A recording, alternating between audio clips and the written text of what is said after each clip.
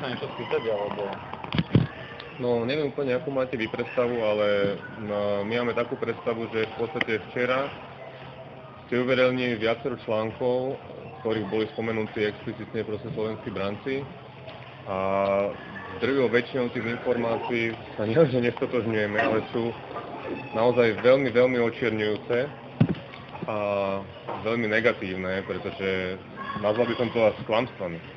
Takže naša predstava je taká, že by sme si mohli prebrať jednotlivé veci a my teda určite budeme požadovať nejakým spôsobom korekciu proste tých článkov a pravdepodobne asi aj nejaké ospravedlnenie, pretože nazývať nás napríklad, že cvičíme mučenie a podobné veci, si myslím, že už je troška za rámec proste takého. Ja tam navrhnem, akože dostanem sa v tom, že správame ten rozhovor. To bolo normálne, že otázky, kde vy budete reagovať ja by som skôr to urobil opačne. Prejdeme si tie články. Náš záujem je... Môžeme teraz ale správame, akože potom spravíme rozhovor, alebo ako to bude? Neviem, jak ste mali dohodnúť ten rozhovor, úplne akože... Ja som vám hovoril hlavne o to, že my chceme tie články, tam sú chyby, hej, a klamstvo. A to chceme hlavne prebrať. Hej, a to môžeme prebrať. Dohodli sme sa zároveň na tom, že vám poskytneme normálne relevantný priestor formou rozhovoru, kde vysvetlíte svoje postoje na otázky, ktoré my bežne kladieme. A kde máte ako keby dostatočný priestor reagovať aj na veci, ktoré môžu byť v tom texte. Ja vám teraz akože, že môžeme si dať 3-minútovku, kde si ako povieme ešte, že čo vám prekáža. Na druhú stranu, akože v tom rozhovore vy budete mať dostatočný priestor na to, aby ste povedali, že v tom problém. Dobre, v poriadku, jasne, ale trošku sa mne úplne nepáči tento štýl, pretože s rozhovorom není problém. No. Ale toto je pre nás zásadnejšie, pretože toto už videlo XY tisíc ľudí a je to veľmi zlé. A my budeme trvať na tom, aby bolo normálne korrigendum v tom pôvodnom článku a keď si to preberieme, tak aj ospravedlnenie, pretože naozaj není možné takýmto spôsobom podľa nášho uváženia písať články. Dobre, môžem si povedať v tom konkrétnym veciam, ale ten rozhovor je práve že na to najlepší priestor, pretože ten bude mať veľkú čítanosť, ten budú klikať ľudia a to bude vec, kde budú všetky vaše názory odprezentované podľa toho, ako vás. To je jedna vec. Môžete mi povedať, že s čím máte konkrétny problém? Áno, ja som to ale to sa dostaneme aj potom v tom rozhovore. Kľudne, dobre. Konkrétne napríklad, čo sa týka toho mučenia, lebo... Dobre, ja si myslím, že pevne verím, že máte dostatok času na to, aby sme to v kľude prešli, aby to neboli 3-minútovky a 5-minútovky nejaké striktné, pretože toto je už vážna vec a veľmi sme sa tým troška nakrekli. Takže v podstate môžeme ísť článok po článku. Neviem, kto sú autori. Radovan Braník, potom tam je Miro Kern a potom ste tuším, že vy. Radovan Braník je rozhovor, teda autorom toho textu som ja, s tým, že Radovan Braník je respondent, ktorý odpovedal. On od vás písal blog, preto sme ho oslovili. Ja o tom nemám akože nie, to je v podstate jedno. Takže môžeme napríklad, tu máme názvy, áno? Začneme hneď názvom.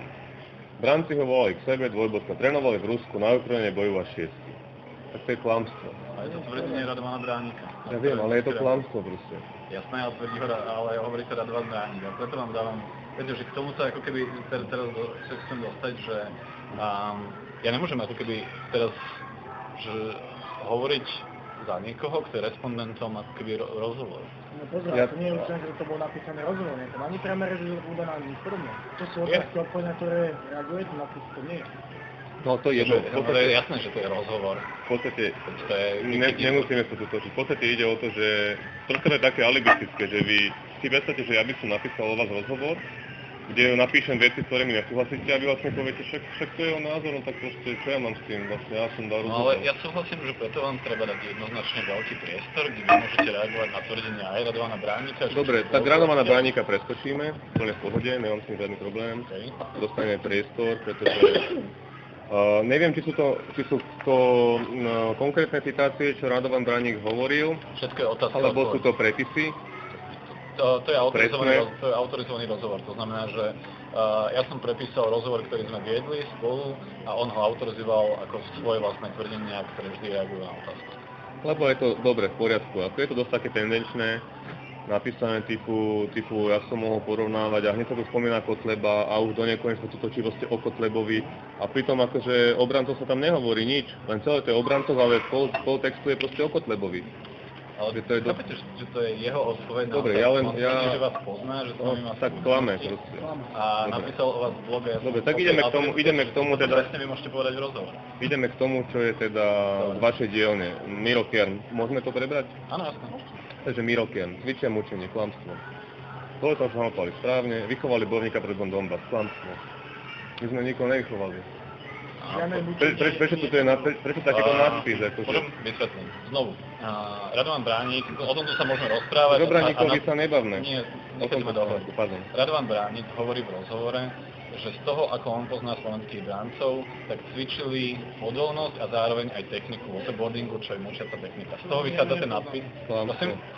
A ja hovorím, že preto sme tu, aby sme nám dali rozhovor, kde ja sa vás pýtam, že čo vy hovoríte na toto tvrdenie Radovana Bránika. On musí to brať tak, že to je človek, ktorý hovorí, že má skúsenosti so slovenskými bráncami, nejakým spôsobom ale toto už popísal, nie je Radovan Bránik. ale vychádza to z toho tvrdenia. To už je vaše. Ale tak to je také zvláštne, nie? A my sme si ho zobrali odtiaľ. My sa snažili 2 dní dovolať, sa neviem, koľko neprijatých hovorov ste od nás mali. Ale dobre, Ja som vás oznámil s tým, že... Ale tak nezadajte to na nás, prosím vás, akože. Vy nemôžete napísať o nás takéto blízky. Píšeme o vás a my sa vás snažíme kontaktovať. Ale rozumiete, že my máme aj normálne životy, nemusíme na to okamžite proste reagovať. Ale veď preto sme tu. Nemôžete písať takéto voloviny proste. Vy musíte, nie. To nejde. Ten princíp novinárskej roboty, že ak niekto je podpísaný a stojí si za tvrdením a hovorí, a máme proste človeka, ktorý pod menom hovorí, pod menom Radovan Bránik hovorí, slovenskí bránci, ja mám s nimi skúsenosť a viem, že cvičia waterboarding, čo je mučiaca technika, je mojou povinnosťou novinára dať vám relevantný priestor, aby vy by ste na takéto tvrdenie mohli reagovať. My sme sa snažili už predtým a preto sme aj tu, pretože vám to chcem dať teraz.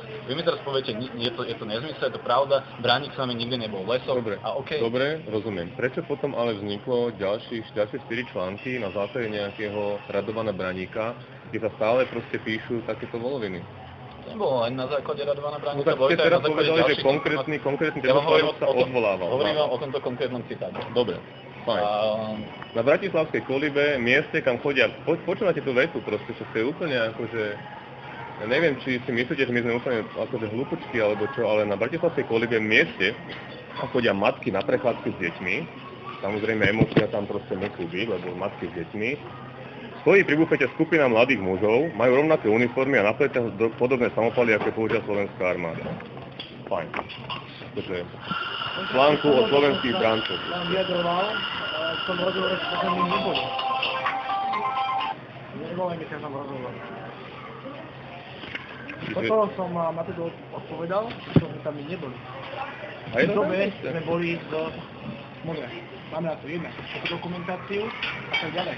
Potom sme neboli. A som odpovedal, aj tak toto je hneď ako prvé spomenuté, že to bude do očí. Tam tá emócia, keď tam vykreslo časa, už je svetlé. A vlastne až niekde na konci článku je spomenuté, že vraj sme to my neboli. A viete, koľko ľudí chodí v maskáčoch do lesa a majú zbranie či veľsoftové alebo hociaké? Čo je mimochodom vec, o ktorej sa chcem s vami prečo tu s nami proste všetko spájate? Akože to nechápem. Ale nespájame, dobre, že ja teraz neviem posúdiť, že či ste boli na tej Kolibe a nie. Ak to je faktická chyba a v ten čas ste tam neboli, to nie je faktická chyba, to je lož proste, ktorá vykresluje celý tento komplot, ktorý vznikol včera, je proste znôžka takých, akože ja iba rozprávam, ja to cítim, proste neberte to žiadne ako útoky, áno. Je to znôžka proste nepodložených vecí a tak môžeme ísť dobre ďalej. Tak dobre, toto fajn, to sa okomentuje. Ľudia na výjav ako z ukrajinského Donbasu pozerajú s otvorenými ústami. Skupinku nebezpečne vyzerajúcich mladíkov z diaľky obchádzajú. Prosím vás, to sú jaké fabulácie, vymyslence, to už akože toto akože sa stalo, že, alebo toto je akože rozprávka okolo toho? Je to reálna skúsenosť človeka, ktorý sa stretol a teraz ja neviem... A to je ktorý? To je ten Miro Kern? Nie, to je respondent toho takýto, ktorý sa stretol. Je to také strašne alibistické z vašej strany. Keď sa pýtam, že kto to je, tak mi nepoviete. A poviete, že to je nejaký tajný respondent, proste, ktorý proste ja vám môžem odcitovať paragraf flašového zákona, podľa ktorého ja ako novinár som povinný sa vždy svoj zdroj chrániť. Tak ako môže prísť situáciu, že budem môcť chrániť vás. Akože ja tiež nemôžem porušovať v tomto zmysle zákon, ale my vieme jeho meno. Viete, nemôžete porušovať zákon, ale toto hraničí proste už aj so šírením poplačnej správy, s ohováraním, proste to by mohli tiež ľubovoľní ľudia preskúmať. Môžem vaše meno len... Filip Rázga. Ja teraz nechcem ako keby skoznúť do debaty, či ste boli na Kolibe alebo nie. Opakujem, že mojou povinnosťou ako novinára je vám dať obrovský a relevantný priestor, aby vy ste všetky tvrdenia mohli vysvetliť a reagovať. Viete nás vypočuť, akože, že prečo sme vlastne tu? Prečo máme pocit proste obrovitánskej krivdy? Pretože to, čo som tu vyoranžil, to sú všetko blbosti. To sú klamstvá. Či to máte z akéhokoľvek zdroja, je vaša vec, to ma nezaujíma, ale to sú proste klamstvá. A ja nechcem, aby proste organizácia Slovenské v rámci bola s týmito klamstvami spájana. Prečo tak je proste? Tomu to nerozumiem. Ja chápem vaše legislatívne proste ochrany zdrojov a čo, ale mňa to v podstate nezaujíma. Rozumiete tomu? Že ma to nezaujíma. Mňa zaujíma holý fakt, ktorý tu je. A tie fakty môžeme ísť začať proste, kde možno po výcviku v Malých Karpatoch naozaj zabíja ľudí, proste to sú možno voloviny proste. No to, že Keprta zabíja ľudí, k tomu sa priznáme po vám v dnešnom rozhovore. Tak to je vec pána Keprtu. Ale Ale už je preč a práve preto odišiel, že nesúhlasil s koncepciou slobodných brancov, slovenských brancov. Zbalil sa a išiel. A prečo tam išiel jeho, veď my nevieme jeho motiváciu. O to som vám už ja hovoril do toho rozhovoru, on odišiel z presvedčenia. Odišiel z presvedčenia zhruba pred rokom, som tiež povedal. Keď si dáte dátum, kedy začala občianska vojna, tak vám jasne vyjde z toho, že to bolo dávno predtým. V dobe nikto nevie, že on tam bojuje. Prečo sa to spája proste s nami? Čo my máme s tým? Prekonal nejaký vojenský výcvik, bol členom vašej organizácie koľko? 2 roky? Rok bol. Rok a pol. Prekonal nejaký výcvik, správne, áno. Ale že to bol on, ktorý v podstate už vedel nejaké zásady. Keď sme tak pri tom. A potom, keď odišiel, tak teraz napríklad o 5 rokov bude nejaká proste udalosť a stále budeme my proste pranierovaní za to, že Keprta niekedy sa okolo nás šuchol. Chápem, ale Keprta vo vašej organizácii, teraz ja to neviem rozprávať, že ja som novinár, ktorý sa hlavne pýta a vy mi dáte tie odpovede. Dobre. My sme nespojili Keprtu s vašou organizáciou, spravil to Radovan Bránik v 8. blogu. Museli reflektovať, že sa všetko áno, a on sa odvolával na 2011, Zemské do 2015. Proste, rozumiete, že sú aj nejaký vývoj, proste, že to existuje. Za prvé to je klamstvo, 2011 neexistovalo. A za druhé proste to má vývoj. A x-ka sme sa verejne vyjadrovali, že priznávame, že zo začiatku slovenských brancov boli proste individuálne, ktorí boli všelijako pometené, ale branci proste očistov. A takisto Keprta proste ale veď x-krát všetky ataky, ktoré sme dávali, ten rozhovor, ktorý sme urobili napríklad v Slobodnom vysielači, aj keď si môžete mať na ňo názor, aký chcete, tam je všetko vysvetlené, všetko tam je rozobraté. Prečo ste si toto ako zdroj napríklad nedali to nám, ale nevypočujte si 3 hodiny. Prečo vy ste s nami neboli ochotní sa rozprávať, boli ste dohodnutí na sobotu a prečo ste sa s nami nestretli, prečo sa stretávame až teraz? Keď sme boli dohodnutí na sobotu? Týždeň s kolegom. Ja som dohodnutý na sobotu s kolegom. Hovoril, že... Ja som mal výcvik v sobotu, takže ja si áno, že sa má zúčastniť toho výcviku. No to vôbec neviem. To je zaujímavé. Takže akože... Mám takú informáciu. To je veľmi zaujímavé, lebo... A kde je kolega Ken teda? No není tu. Nie to vidíte, že, ale to nemôžete tak brať, akože... Nie, že to je neprijatý hovor, keď to vlastne my keď spravíme ten rozhovor, tak to neznamená, že vy nemáte právo normálne poslať oficiálnu žiadosť o nejaké ospravedlnenie. No my to aj pošleme, pravdepodobne to je už aj poslané. Tak kľudne to pošlite. Čiže pošlite normálne, a teraz akože, že ak sú tam jednoducho veci, ktoré sú faktické, ktoré viete ukázať, tak pošlite žiadosť o opravu, alebo žiadosť o odpoveď. Určite spravíme. A teraz, aby sme sa dostali teda k veci. Opäť s funkčnou expandnou zbraňou zrejme zo Slovenska zabíjali teroristi redakcii Charlie Hebdo, tam máte na chybu, Charlie Hebdo, keď už tak. A zasa to je proste počúvanie, že máme expandné zbranie, ktoré sú voľne dostupné od 18 rokov na legislatívny, normálne na papier. Prejde to proste, to musí mať tlakové skúšky, policajti nás miliónkrát kontrolovali, všetko je v poriadku, neporušujeme žiadne zákony. Zbranie nevystavujeme, chodíme proste do lesa, tam, kde nikto není. A keď tam civilisti sú, tak sa im snažíme vyhýbať a schovať, aby sme ich nerušili. A prečo tu je podsunuté, že aj expandné zbranie a Charlie Hebdo? A viete o tom, že aj izraelská armáda používa 58, majú ich prerobené na svoje a kľudne to mohli byť zbranie z Izraela? To sú proste voloviny toto, čo tu píšete. Akože pri všetkej úcte naozaj toto je proste... Zbranie sa nedajú prerobiť na funkčné? Expandné zbranie sa dajú prerobiť na funkčné. Potrebujete na to puškára. Čiže toto je ale špekulácia. Ľubovoľné iné zbranie sa dajú použiť na funkčné. Lenže vy tu hovoríte, že expandnou zbraňou zrejme zo Slovenska. Ja vám hovorím, že expandná zbraň toho istého typu môže byť z ľubovoľnej krajiny. Ale to už je správa stará, neviem ako správa o tom, že slovenskí policajti vyšetrujú, že zbranie, ktoré boli použité pri tom ale čo to má s nami?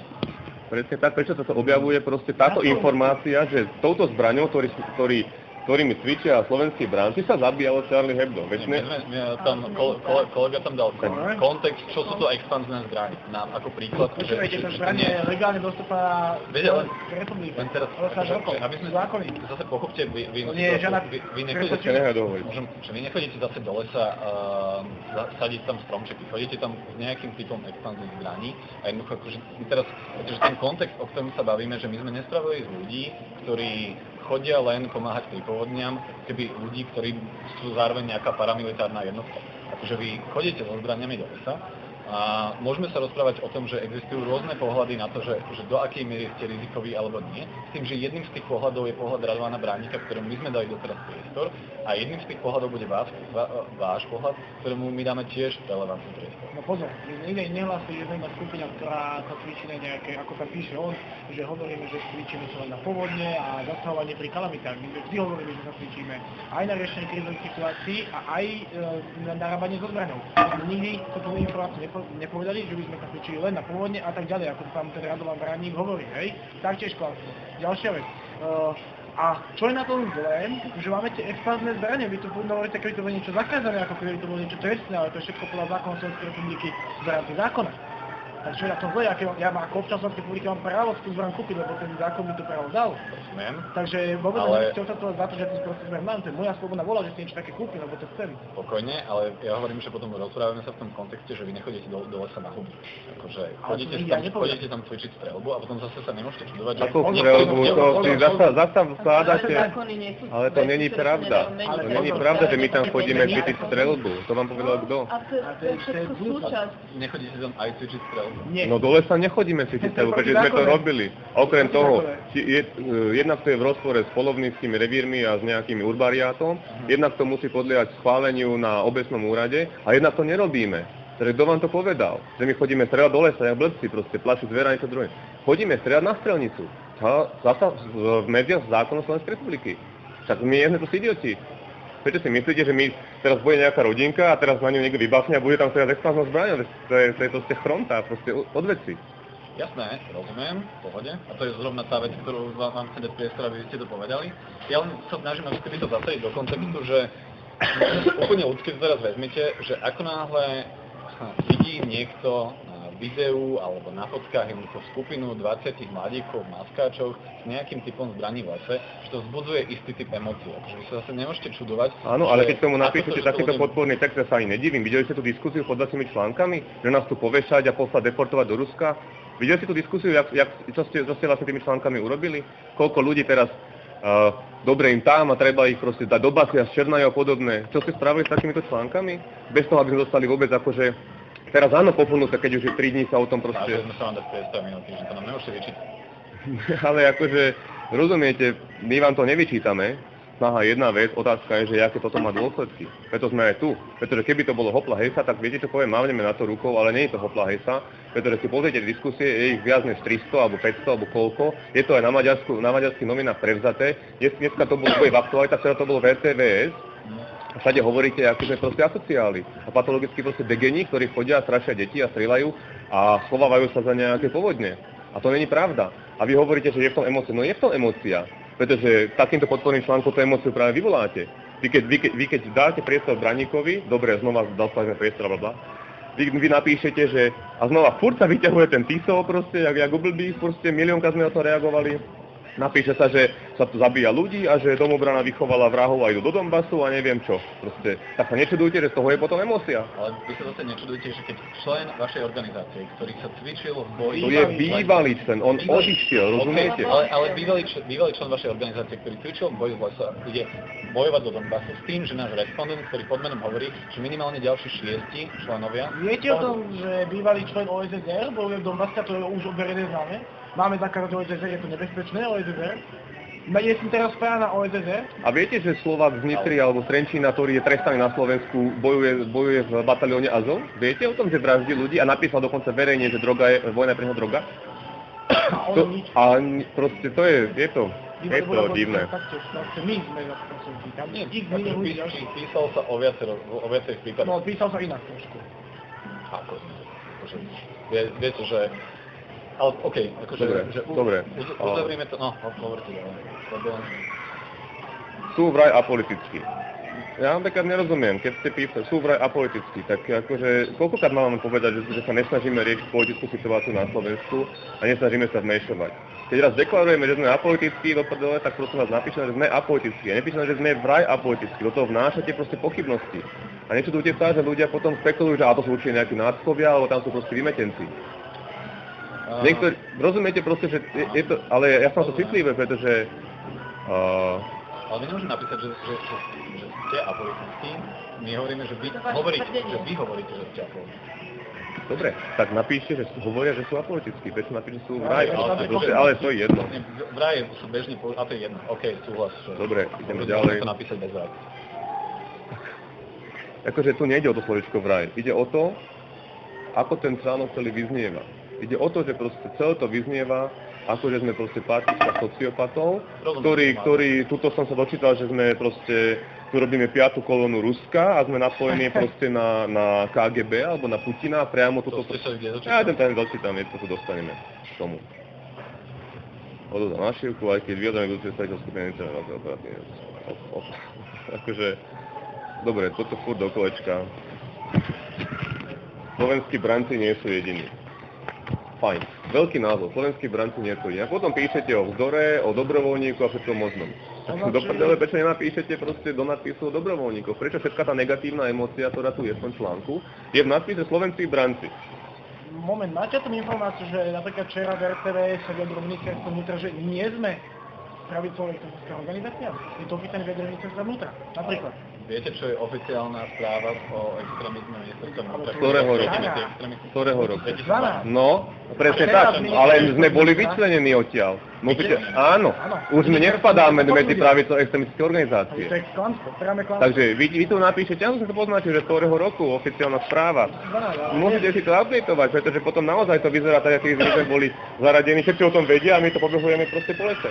Pravda je taká, že nás odtiaľ vyradili, pretože nepredstavujem bezpečnostné riziko. Áno, a to tam nie je napísané. To je opýtané vyjadrenie ministerstva vnútra, to si môžete pustiť teraz na RTV, môžete sa opýtať ministerstva vnútra a tak ďalej.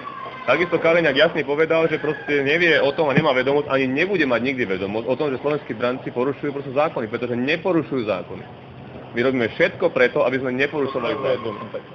To je správne. Jednou vetou, to je fajn. Dobre, teraz ideme k tomu onému. Kde to je s tými Rusmi? S Vladimírom Putinom. Predávame trička s Putinom a proste... To nie je o vás, to je oddiel dobrovoľný. Pardon, dobre, aby som to dal na pravú mieru. A znova sa vraciame tu. Lebo potom to už je také slovíčkarčenie, áno, tak je toho dobrovoľníku, dobre, ale rozumiete celý ten proste kontext, že... Ja som spomenutý dokonca na svete, to kontextami. Nie sme jediní, či nás priamo spájate s tými ostatnými. Ste jediná podobná organizácia, ktorá... Ale v nadpise sme ako jediní, nie sme jediní ako pravicové a tak ďalej. Extrémna pravica cvičí a zbrojí svojich členov, hej? Extrémna pravica, my sa to vnútra som vás vyjadril, že nie sme. Čiže to je priame klamstvo. My sa označili ako extrémnu pravicu, ale podľa toho necítili... To nikto neoznačil ako extrémnu pravicu. Tak áno, dobre. Mali svoje extrémne názory, nadávali na cigáňov. Inak viete o tom, že oddiel slovenských brancov sú Rómovia? Že máme súdko rómsky oddiel? Že máme v oddieloch Maďarov a ženy? To je pre všetkých. Riaditeľom 16. oddielu je... No, my to vedeli, kebyže nám to povedali. Nie, nestačí sa házať ťažisko na noha, že my sme nám nezvili nejaký telefón a preto tu je znožka proste kidov. U vás neoprávňujú na to, proste tam dať ozaj klamstva. Nie sú to žiadni mierumilovní chlapci, zachytil som ich tréningy v civilnej ochrane prúdko začali k niečomu inému. Boj blízko sú kolóny, blablabla, ešte niekto... Ja nájdem to Rusko, moment. Podpísaný Radovan Bránik. Áno, akože že aj pri Bránikovi nájdete, že on o vás hovorí, že... Kontakty a väzby s Ruskom a neviem čo. Hej. Aké? No nevie, aké dobre. Lebo že neexistujú. Majú tam silné osobné väzby, sú ideovo aj tréningovo naviazaní na ľudí, ktorí z Ruska pochádzajú. Ale viete, ešte raz poviem, že mali sme respondenta, ktorý hovorí, že vašu organizáciu pozná a hovoril to podmenu. Jeho zodpovednosť tie výroky, ktorú my sme dali priestor, a je takisto ako keby naša zodpovednosť, aby sme dali priestor aj vám. Odpoveď na otázku domobrana Ruska. Domobrana Ruska? Oficiálna domobrana Ruska? To nemám niečo spoločné. Nikdy ste neboli s ňou v kontakte. Nie vás niečo môže. Domobrana Ruska? Nie. Ja som vždy hovoril, že som bol na výskytí ruských kozákov. To je diametrálny rozdiel. Ruská domobrana je pokiaľ taká pološtátna organizácia v Rusku, ktorá je dokonca podporovaná ruskou vládou. Ruský kozáky, to je diametrálny rozdiel. Nikdy nič ste nehovorili o ruskej domobrane, lebo ako... Hovoril som, že táto ruskí kozáky fungujú ako ruská domobrana. Ale nie je to ruská domobrana. To sú tie rozdiely, tam sú tie slovička, ktoré niečo znamenajú. Oni fungujú ako ruská domobrana, v podstate vykonávajú aj činnosť, ale nie sú nejakým spojením so štátom. Nie je tam nič s terajšou politikou Ruska spojené, absolútne nič s terajšou vládou. Ale to je tam naznačované, že spolupracujú s Putinom, to je takovou na Putina a tak ďalej. V podstate, aby som to zhrnul, neviem, troška mám pocit, že úplne akože máte tendenciu brániť to, čo ste napísali s odvolávaním na Radovana Braníka, dobre, ja to rešpektujem. Zásadne nesúhlasíme s tým, ako sú koncipované tie články, pretože vrhajú veľmi negatívne, je tam množstvo lží a negatívne svetlo, je tam množstvo lží a vyfabulovaných proste vecí, ktoré naozaj úplne nezmyselne poškodzujú slovenských brancov a chceli by sme teda zrovnať ako keby nápravu. Oficiálna forma pôjde, myslím si, že či už išla dneska alebo pôjde zajtra, tak už išla. Takže to budeme oficiálne žiadať, zároveň budeme žiadať určite oslednenie. Neopošívali? Nie, papierovo normálne. A oslednenie, lebo si myslíme, že už to proste prehnalo. Akože tieto kvázi útoky, dobre, aby ste to nebrali ani vydať osobne, sa vyvíjajú proste s nejakou periódou, teraz to bolo príliš veľa už. No a teraz v podstate, ak chcete, môžete nám dať priestor, môžete sa tomu vyjadriť. Ja myslím, že to je v pohode. Dobre, ale zhodneme sa teda, že tú formu spravíme tak, že bude to faktický rozhovor, kde ja vám dávať otázky, vy môžete odpovedať akože na ne podľa svojho uváženia, ale teraz aby to nebolo, že... No dobre, teraz otázka znie, že k čomu bude smerovať ten rozhovor, pretože rozhovor sa dá viesť rôznym spôsobom. To bude o vás ten rozhovor. V poriadku. Ja... Viete, ale vy rozumiete tomu, že aké majú médiá moc, určite áno. Rozumiete tomu, že toto už proste videlo XY ľudí. Ja vám hovorím, že ten rozhovor si prečíta toľko chcel. Dobre. To nás nezaujíma proste. Toto je dôležité, že ja vôbec nerozumiem tomu, že ako v podstate, ako toto niečo môže vzniknúť. Akože si predstavte, že dobre, ja by som uverejnil by som tomu rozhovor, keby som teraz začal proste kýdať na niekoho, že proste mám informácie o tom, že prezident Kiska proste neviem čo robí. A dali by ste takéto nepodložené fakty? Dali by sme potom vyjadrenie, že môže, alebo čokoľvek, rozumiete? Rozumiem, ale veľa z tých faktov zase akože nie je založených na nepodložených veciach. Akože vy napríklad hovoríte o tom, že váš bývalý člen, akože od neho dávate ruky, takže on bol váš bývalý člen. Pozor, ale tie ďalšie veci tam spomeňme. 6 našich bojuje za Ukrajine, kde je ten fakt, to nedá v spise napríklad, hej? A ďalšie veci. Čiže ale my nepopierame, že bol člen. My len vám hovoríme, že odišiel kvôli názorovým nezhodám. A keď raz niekto odíde, to je keby proste, ja neviem, akože teraz čo, ako, neviem. A vy keby ste išli teraz na Ukrajinu, tak čo, budeme vás súdiť, veď sa choďte, robte čo chcete, vaša vec proste. Tam to je úplne, prepačujem, akože uprdele, čo si robíte vo voľnom čase. No. A taký výcvik, okrem toho, viete, koľko je bojových umení, oveľa väčší mantácie, magorí cvičia po všelijakých kluboch, boxujú proste, takže sa bijú do krvi a cvičia si všelijaké veci. A o tom sa nepí. Airsoftiaci, koľko magorov medzi airsoftiakmi, koľko ultrapravičiarov, len preto, že sa maskujú, že oni hrajú nejaké airsofty a majú proste guličky a napáli vám, to je jedno. Proste, aký by ste povedali, že my sme ho vychovali. A čo keď ho vychovali počasové hry, čo keď vychovala rodina zle, proste to je úplne smiešné. Chodil na výcviky? Chodil. Ale nemôžete viniť za to nás a nemôžete nás označovať za pôvodca toho, že jemu replo, alebo jak to vy vnímate, neviem, a kvôli tomu išiel na Ukrajinu a on sa jasne vyjadril, že tam našiel novú domovinu a chce tam žiť. Jeho rozhodnutie, proste. Prečo tam bojuje za prachy, za čokoľvek, jeho vec. My si nemáme nič spoločné. Rozumiem. A teraz akože ten môj návrh je, že ja som novinár, ktorý tu si niečo robí. Že vy ste teraz poslali vedeniu redakcie, ktoré nesú zodpovednosť za tie formálne veci, nejaké žiadosti, to nechci vyhodnotí vedenie redakcie. Ja akože znovu, môjim cieľom je vám dať teraz priestor na normálnom rozhovore, ktorý prebehne štandardne aj autorizovanou formou. Dobre, bude to zostrihané, alebo to bude v pôvodnej forme potom zverejnené? Textovo to bude zverejnené. Záznamovo. Teraz vám neviem povedať, že bude to skrátené, pretože to nebude celé, lebo to ľudia nepozerajú celé, ale neviem, môžeme sa dohodnúť, že tam dám nezostrihanú verziu, alebo čo, ešte extra. Mne úplne by stačilo, keby my sme mali proste, ako keby predseda. Môžeme vám to To mám poslať. pošlo. Napríklad, keď to je nejaký To mám pošlo na vás. Nemám problém s tým, mám poslať aj záznam hlasu. Dobre, pohode, môžeme si to vymeniť, fajn. Teda, poviem, že mám pripravené otázky. Zhodneme sa, že budete reagovať vy, lebo nerad robím dvojrozhovor vyslovene, že aby to bolo proste, lebo to je... To je jedno, každopádne takto. Na rovinu, ja proste nemám dobré skúsenosti s médiami, ktoré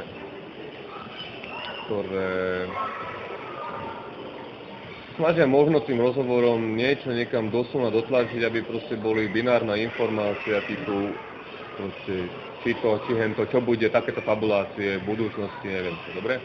Čiže tomu sa vyhneme.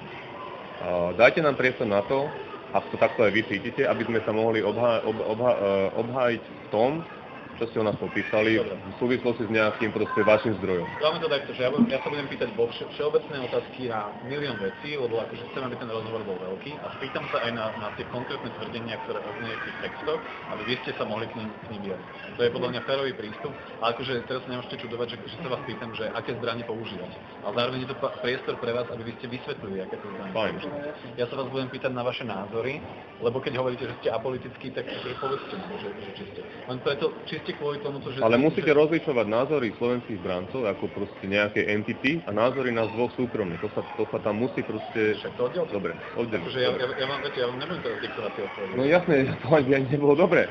Len aby ste vedeli, že slovenskí branci proste majú vlastné kvázi ako keby radu a o niektorých veciach proste musí byť konsenzuálne rozhodnutie. Dobre, teda spravíme to ako dvojrozhovor, že Spravte si to ako chcete, každopádne... pre mňa je lepšie jeden respondent. Ja si myslím, že to úplne není šťastné. Teda. No, vždy je to šťastnejšie, ale ak trváte na dvojrozhovor, tak to spravím ako dvojrozhovor, akože ja... No v podstate spravíme to otázka-odpoveď. Je problém s tým, že keď to niekto bude proste hovoriť či alebo Peter, je s tým problém? No musím to označiť, že ktorý to hovorí a čitateľ to môže mať trošku chápať.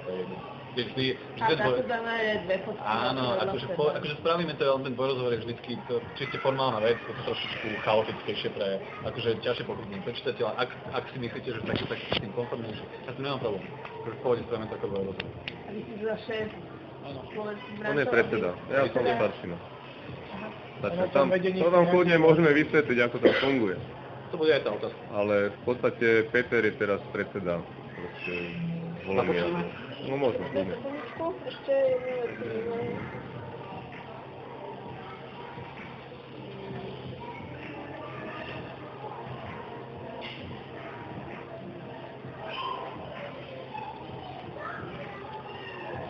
Že tie otázky sú otvorené, akože v zmysle, že ja som teraz neviem tlačiť do nejakého... Skúste aspoň, že nerozprávať naraz, hej? Lebo ja mám len na jedného človeka nastavenú kameru, tak... Ale či to sa nie... Si to dohodnúť na Ale veď nech to je prirodzené, tak to tak vadí to. Nie. Úplne, nebudeme si skákať do reči, ale proste nech to je prirodzené, nerobme to umelé.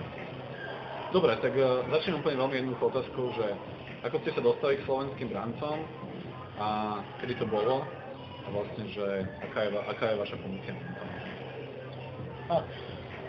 Slovenskí bránci vznikli v roku 2012, boli založení hlavne pre mladých ako som ja, s tým, že slovenskí bránci som založili ja spolu s ďalšími priateľmi.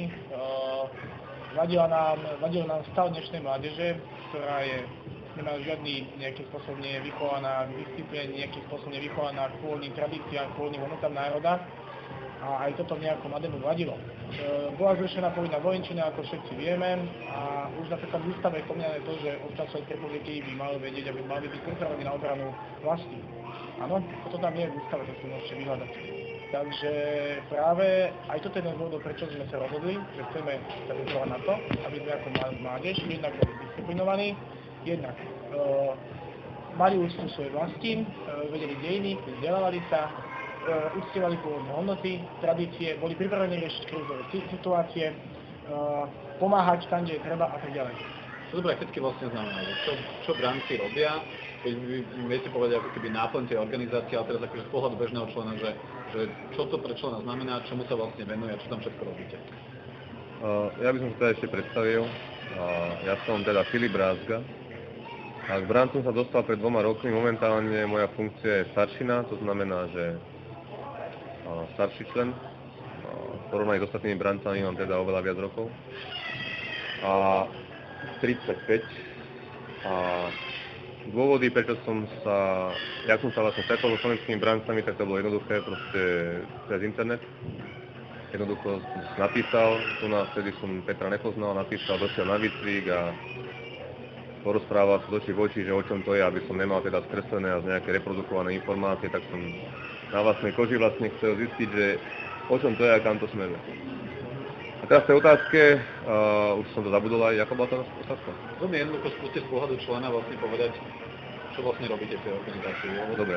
Povedali sme si nejaké všeobecné ciele, ale naozaj, že čo to prakticky znamená, čo tam robíte, keď sa stretnete. Takže v podstate máme výcviky, brané výcviky, to znamená, že keď sa stretneme, tak podľa toho, na čo je výcvik zameraný, tak sa snažíme proste vzdelávať, či už to je prežití, to znamená taký survivalismus, alebo ako tomu hovorí, zdravoveda, to znamená, aby každý mal bazálne informácie o tom, ako funguje ľudské telo, ako zastaviť veľké krvácanie, ktoré sa dá využiť napríklad dopravné nehody a tak ďalej. Učíme sa potom samozrejme, keďže sa snažíme riešiť aj vojenskú taktiku, tak narábať so zbraniami, čistiť zbranie, manipulovať s nimi, aby tie zbranie nepredstavovali pre dotyčného žiadne riziko, aby sa ich nebál, aby sa s tým neublížil a tak ďalej. To znamená naučiť zachádzať so zbraňou, čistiť proste a správať sa so zbraňou, aby ten človek proste vedel, ako sa so zbraňou má správať. Ďalej výcviky prinášajú fyzickú pripravenosť, to znamená, že aby ľudia neboli proste doma sedí, leniví, aby mali istú dávku fyzickej kondície, to znamená, aby vedeli odbehnúť, aby vedeli preskočiť, aby vedeli proste urobiť nejaký drep, aby sa o svoje telo starali. Ďalej tam máme vlastne orientácia v teréne, to znamená, že keď sa niekto stratí, aby sa vedel nájsť proste sever, ako sa orientovať, dostať nejakým zdrojom, či už vody, alebo proste, kde sú ľudské obydlia, s kompasom, bez kompasu, topografia, klasické proste takéto veci. To znamená, že keď to môžem zhrnúť, časť je vlastne vojenská veda, to znamená štandardné veci, čo sa týka vojenčiny v zmysle narábania so zbraňou, ako fungujú zbranie a tak ďalej. A druhá časť je vlastne veci spojené s prírodou, také tie bežné veci, ako robia tundráci, to znamená prežívanie, hľadanie potravín, prístrežky, robenie ohňov, zdravoveda, to je ako niečo navyše, zdravoveda a vlastne orientácia v priestore a to mi tak už nenapadá. Sebeobranu, áno, vlastne sebeobranu. Sebeobranu si človek predstaví čo? Že sú to nejaké bojové techniky alebo...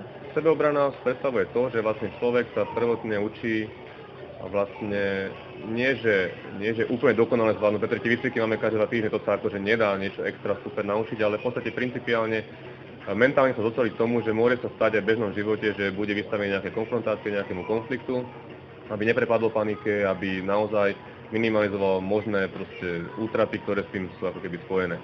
A jak to môžeme predstaviť to môžeme tak, že v podstate sa cvičia základné cvičenia, ktoré učia vlastne branca jednak mentálne sa na to pripraviť, že sú aj nepríjemné situácie v živote a jednak základné veci, ako minimalizovať možný dopad útočníka na jeho telo. To znamená, ako sa brániť. To, čo vzbudilo ako keby kontroverzie alebo nejaké také, že možno negatívne nálady voči vám je práve otázka tých zbraní. Skúste nám povedať, že vlastne, že aké zbranie používate a prečo vlastne s tými zbraniami cvičíte?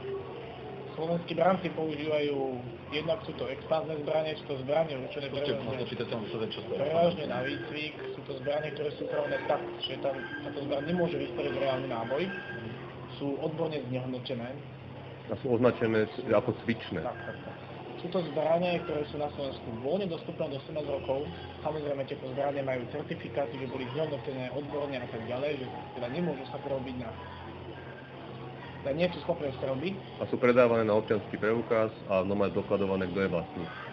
Ďalej sa používajú vzduchovky klasické, ktoré sa používajú na základných školách a používame aj extázne zbranie. Extázne zbranie sú arsotové zbranie. Arsotové zbranie sú vlastne zbranie určené na hru stratoguličky, hej? Častokrát silnejšie ako štandardné vzduchovky, pretože tam sa to dá šeliak už.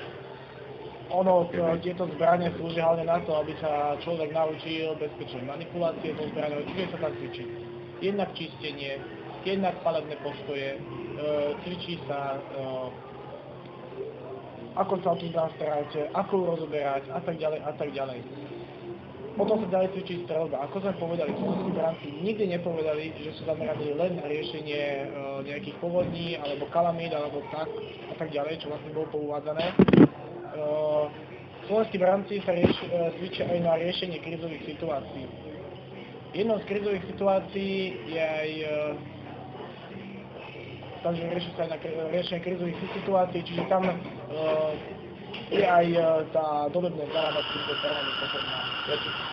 Prečo vaši členovia, alebo prečo vychovávate svojich členov, aby vedeli narábať? Ja keď môžem. Je to v podstate jednoduché. Základná vojenská služba skončila, teraz je tá armáda dobrovoľná, v zmysle zamestnaneckého pomeru. A myslíme si, že tým, že skončila základná vojenská služba, drastickým spôsobom jednak sa znížila pripravenosť kvázi ako keby mladých ľudí na potenciálny kvázi vojenský konflikt. A preto sa učíme narábať so zbraňami, pretože v dnešnej dobe sa, žiaľ Bohu, vzniká nejaký konflikt, sami to vidíme na Ukrajine, môže vzniknúť zo dňa na deň, nebojuje s palicami, ale bojuje sa so zbraňami. A prečo so zbraňami, ktoré sú expanzné? Práve preto, že tie sú na to určené a zároveň ich používajú vlastne slovenská armáda. A zbrane sú neoddeliteľnou súčasťou proste vojenskej vedy, ktorá sa študuje či už na vysokých školách, alebo normálne v ozbrojených silách Slovenskej republiky. A preto zbrane. To znamená, že keď chceme nacvičovať vojenskú taktiku, alebo byť pripravení, alebo mať aspoň bazálnu predstavu o tom, čo to obnáša, nemôžeme trénovať paličkami. Pretože narábanie zbrane je špecifické a vyžaduje sa to bohapústo naučiť s tým, či sa to naučiť má. S tým sa to naučiť dá. Už ste niekoľkokrát opakovali, že jedný z dôvodov vzniku vašej organizácie je to, že neexistuje povinná vojenská služba. Vy si myslíte, že by mala byť? Ja si myslím, že by povinná vojenská služba mala byť. Má by byť ale na základe dobrovoľnosti. Takisto napríklad, alebo akási možnosť ľudí sa takto dobrovoľne vlastne prihlásiť na nejaký taký branný výcvik. Napríklad v Českej republike to funguje už teraz ako domobrana, oficiálne pod štátom, pod ministerstvom obrany. Aktívne zálohy, áno. A ja si myslím, že áno, lebo považujem za potrebné, aby bola jednak aj, už som to spomínal, to aj v tej ústave, a považujem za potrebné, aby bola populácia vlastne obyvateľa Slovenska pripravení na riešenie krízových situácií, čiže vlastne my pripravujeme, nakoľko teraz to nikto nerobí, nikto to nerieši a chýba to. A ja si myslím takisto, že je potrebná, ale to je také zvláštne, že povinná, ale zároveň dobrovoľná. Ešte to sa nejakým spôsobom by mohlo byť umožnené, že ľudia, ktorí sa chcú v tejto zručnosti zdokonalovať, by mohli mať oficiálnu vlastne možnosť sa tie veci robiť. Vy ste boli za to, aby takýto nejaký branický výcvik, keď to vezmeme, existoval v oficiálnych štátnych štruktúrach? Akože bolo by to určite dobré, aby táto možnosť bola. A v tom prípade si myslíte, že by slovenskí branci boli zbytoční a nemuseli organizovať? Určite nie. Keď môžem, ja určite nie, pretože ja si myslím, že ten napríklad model švajčiarsky alebo či už švédskej domobrany je stále aktuálny, pretože vo Švajčiarsku to je tak, že každý člen, ktorý absolvuje základnú vojenskú službu, dostane samozrejme pod psychotestami, dostane domov kompletnú vojenskú výbavu a on sa nehlási do nejakej regulárnej armády. On sa hlási, keď je nejaký konflikt alebo čokoľvek, sa hlási tam, kde býva, preto to bola domobrana. A domobrana, to slavičko domobrana sa prioritne opiera o to, že idú si brániť vlastné domovy. To znamená, že ten človek v tom danom regióne má svoje väzby. Má tam svojich kamarátov. Čiže ja si myslím, že niečo ako domobrana, o čo sa snažia aj slovenskí branci, by v podstate malo byť v každej jednej dedine. Proste tam by ľudia a muži mali vedieť sa stretnúť, v prípade sa stane čokoľvek. Či už padne strom, či už hovoríme o takých veciach, zámerne sa vyhýbam proste tým negativistickým veciam v súvislosti s vojnou a tak ďalej, pretože nikto vojnu nechce. Ale tam by tí muži sa vedia stretnúť a keď majú normálnu organizáciu a ešte sa v tom dokonalujú v zmysle, že si vedia, na koho sa obrátiť, že nie sú v tom sami, že si vedia pomôcť, a to je podľa mňa správne. Znamená, toto je domobrana. Jasné, len ten váš výcvik nesmeruje len k tomu, že aby muži na divine vedeli Áno, padnúť. áno, to je pravda. Smeruje aj k tomu, aby vedeli narábať so zbraňou, keď to bude nutné. A v akých situáciách to podľa vás bude nutné okrem vojny? No, to je proste ťažká otázka. V akých situáciách to bude nutné? No, bude to pravdepodobne nutné vtedy, keď nejakým spôsobom budú ohrozené naše domovy a bude ohrozená proste či už sloboda alebo životy slovenských občanov. No a taká situácia ešte existuje okrem vojny, alebo máte na mysli čo? No, ťažko povedať. Akože hovoríme tomu proste konflikt, kde sa používajú zbrane. Ja to si nechcem zámerne, ja sa tomu vyhýbam, akože, pretože mám, dobre. Smerujem k tomu, skúsim tú otázku svoju doplniť, že či pri prípad takýchto konfliktov, ako keby tie techniky, ktoré štát má, to znamená, že ak by sa podobný konflikt blížil, ale by bol vypnutý, tak by jednoducho znovu zrejme obnovil on nejakú vojenskú službu, povolal by ľudí, ktorí sa v zálohe pravdepodobne zavedú odvody. A že či to jednoducho v tejto situácii nie je postačujúce, lebo štát takéto mechanizmy má, a to, že momentálne keby nie sú odvody, tak je stav, ktorý je dočasný, ktorý môže byť znovu zmenený. A že či jednoducho v čase mieru nepostačuje spoľahnúť sa na tieto mechanizmy štátu, ktoré môžu byť funkčnené v prípade, keď tu nebude. Ako ste správne povedali, ono to už bude až do toho, keď sa také niečo stane. Nemyslíte, že to bude neskoro? Čo ja neviem, vy si myslíte, že to V bude čase neskoro? totiž my vyvíjame činnosť aj v čase mieru, ako sme spomínali, či už sú tie kalamity a tak ďalej, takže... Ale necvičíte sa ale na kalamity. Nepoviem, nie len na tie kalamity, cvičíme sa aj na ten prípad tej krizovej situácie, ako sme už povedali, a ja si myslím, že cvičiť sa v dobe, keď to je práve potrebné, kedy tu už majú byť vycvičení, je dosť neskoro. Vtedy začína s nejakým výcvikom. Bežný výcvik normálne trvá pol roka. Viete si predstaviť, že by pol roka proste obyvateľia napríklad neboli chránení? Dobre, ja by som ešte doplnil, že ono to je ťažko akože takto polemizovať. Teraz budem hovoriť sám za seba, dobre, ako súkromná osoba. Vy hovoríte, že štát má nejaké mechanizmy a štát proste má nejaké páky. Má, ale 30 rokov vieme, že postupne tá vojenčina základná ochabovala a mladí ľudia k tomu majú obrovitánský avert. Ja vám poviem presne prečo. Pretože to bolo z donútenia. Boli tam proste ľudia, ktorí boli príliš zelení na to, aby sa javili ako normálni a znevažovali a buzerovali proste odvedencov a všetci považovali vlastne základnú vojenskú službu za vyhodený ako obrovitánsku stratu času pod dohľadom nejakého zakomplexovaného zeleného mužíka. A to je proste fakt. Čiže v tejto vojenčine je obrovitánsky odpor a rokmi nielenže zdatnosť obyvateľstva, pripravenosť obecne, a to nie je len v tejto sfére, aj v iných sférach spoločnosti proste má drastický úpadok. Vy hovoríte, že štát má nejaké mechanizmy. A ja by som sa tu postavil práve na to, že ono to je vždy také alibistické, že štát vlastne štát. Ale ten štát náš, ktorý tu máme, nejakým spôsobom, podľa môjho súkromného názoru, neplní ani základné štandardné funkcie. A to znamená, že nezabezpečuje ľuďom v podstate nielenže ochranu, ale im nezabezpečuje ani starostlivosť, nefunguje, 90% vecí nefunguje, potravinová nezabezpečuje a tak ďalej. Čiže môžeme rozoberať, že ten štát, možno, že ja osobne cítim dosť veľkú nedôveru. Proste logicky spýtam, že keď vy trénujete momentálne vojenský výcvik a hovoríte, že cítite nedôveru voči štátu, budete voči tomu štátu lojálni v prípade konfliktu? No, my sme lojálni, alebo ja určite budem lojálny voči proste svojmu domovu a ľudí, ktorých poznám a tomuto kusu zeme, ktorý sa volá Slovensko. Na čo? Vyčne nejaký teoretický to je presne to som chcel, tieto závisí od, to je ťažko teraz povedať.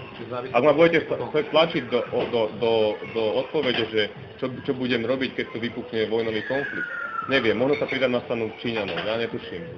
Pretože keď sem dojde 3 milióny, rozumiete, proste ja nechcem odpovedať zámerne, pretože v tej otázke nie sú vyšpecifikovaná situácia a ani motivácia. Vyčítate mi hypotetickú situáciu, ktorú teraz modelujem, ale vy sa pripravujete na hypotetický konflikt. Nie. My sa cvičíme v dovednosti vo vojenskej vede. To neznamená, že my sa pripravujeme na hypotetický konflikt. My chceme byť pripravení v prípade tom najhoršom, keby aspoň taký konflikt vznikol. A to neznamená, že my... Nie. Takže nie. Ja vám to chcem vysvetliť. Vysvetlite, ale...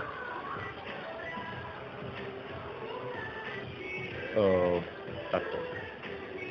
To, že niekto sa zdokonaluje vo vojenských záležitostiach, zručnostiach a tak ďalej, neznamená, že to robí preto, že očakáva alebo sa pripravuje na vojenský konflikt. Robí to preto, aby mal aspoň základnú, bazálnu znalosť, keby náhodou taká situácia... Je v tom cítiť troška ten rozdiel? No nie je to žiadny rozdiel, že vy no, z vášho pohľadu možno nie, z môjho pohľadu áno, takže nehovorte ten... Lebo vy cvičíte vojenské znalosti, ale ty nebudete akože potrebovať v okamihu, kedy tu bude, ja neviem čo, olympiáda. Správne, nebudem ich potrebovať. Čiže vy ich budete potrebovať jedine v prípade nejakého konfliktu.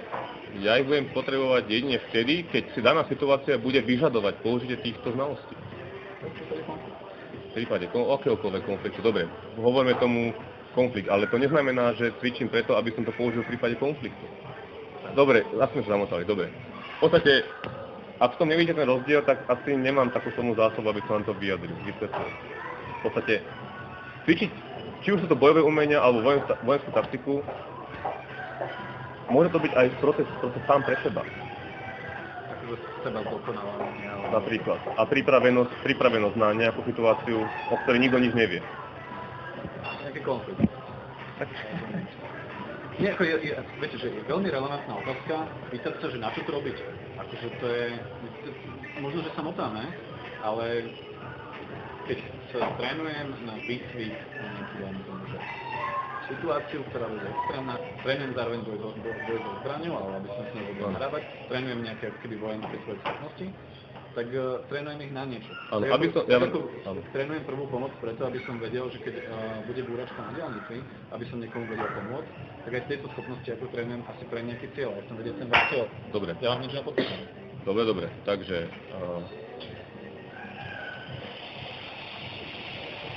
To bol dobrý príklad docela akože s tou zdravovedou, že zlepšovať sa so zdravovedou práve preto, aby som použil. A tam ešte medzičlánok, možno ktorý je ten rozdiel. Ten, kto sa učí zdravovedu, to robí, aby mal potenciál to použiť. To vedel použiť. Ja to mám potenciál, dobre. Čiže áno, ja osobne sa cvičím na to, aby som v prípade konfliktu dokázal obrániť seba, svoju rodinu a svoj majetok. Je to dobrá odpoveď? Teda, či rozumiete, tak som to myslel. Nie, že dobrá v zmysle, že či to chcete počuť, ale... Dobre. Ste niekedy použili tie schopnosti, ktoré v rámci toho výcviku ste nadobudli, tak či ste už mali takú skúsenosť alebo takú situáciu, keď ste... No, určite. V rámci výcviku sa neučíme len narábať zbraň. V rámci výcviku sa učíme mentálne zvládnuť tú situáciu. To znamená, že v bežnom živote je to, nie je to o tom, že teraz sa vyťahujú zbranie. V bežnom živote je o tom riešiť tú situáciu pokojne, chladne a s rozvahou. To je bežná situácia, to nás učí na výcviku.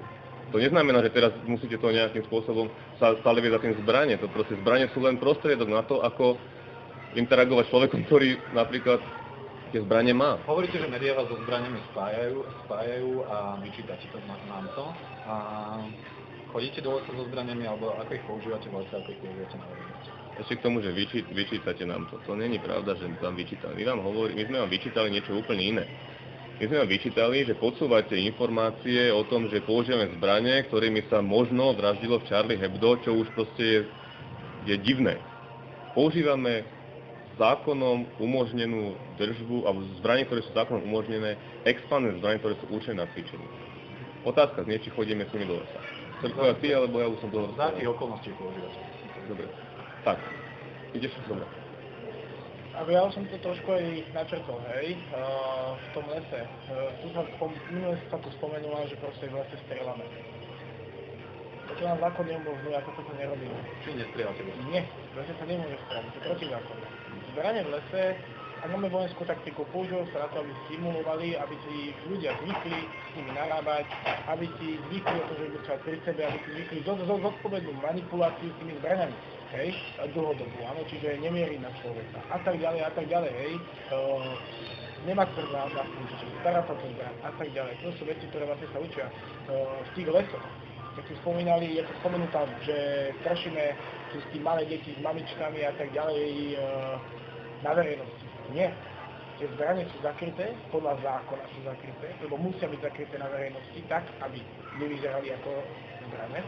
čiže sú na to jednak puškárske pulze a tak ďalej, kde sú vlastne zakrývané a vyťahujú sa len v dobe, keď nevyhnutne ten človek potrebuje, kde si rozobrať, vyčistiť, niečo sa s ňou naučiť a vyťahujú sa na miesta, kde nie je táto verejnosť.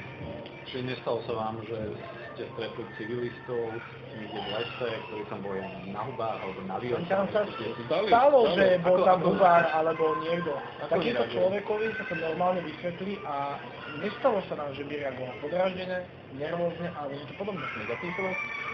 Viete čo nie?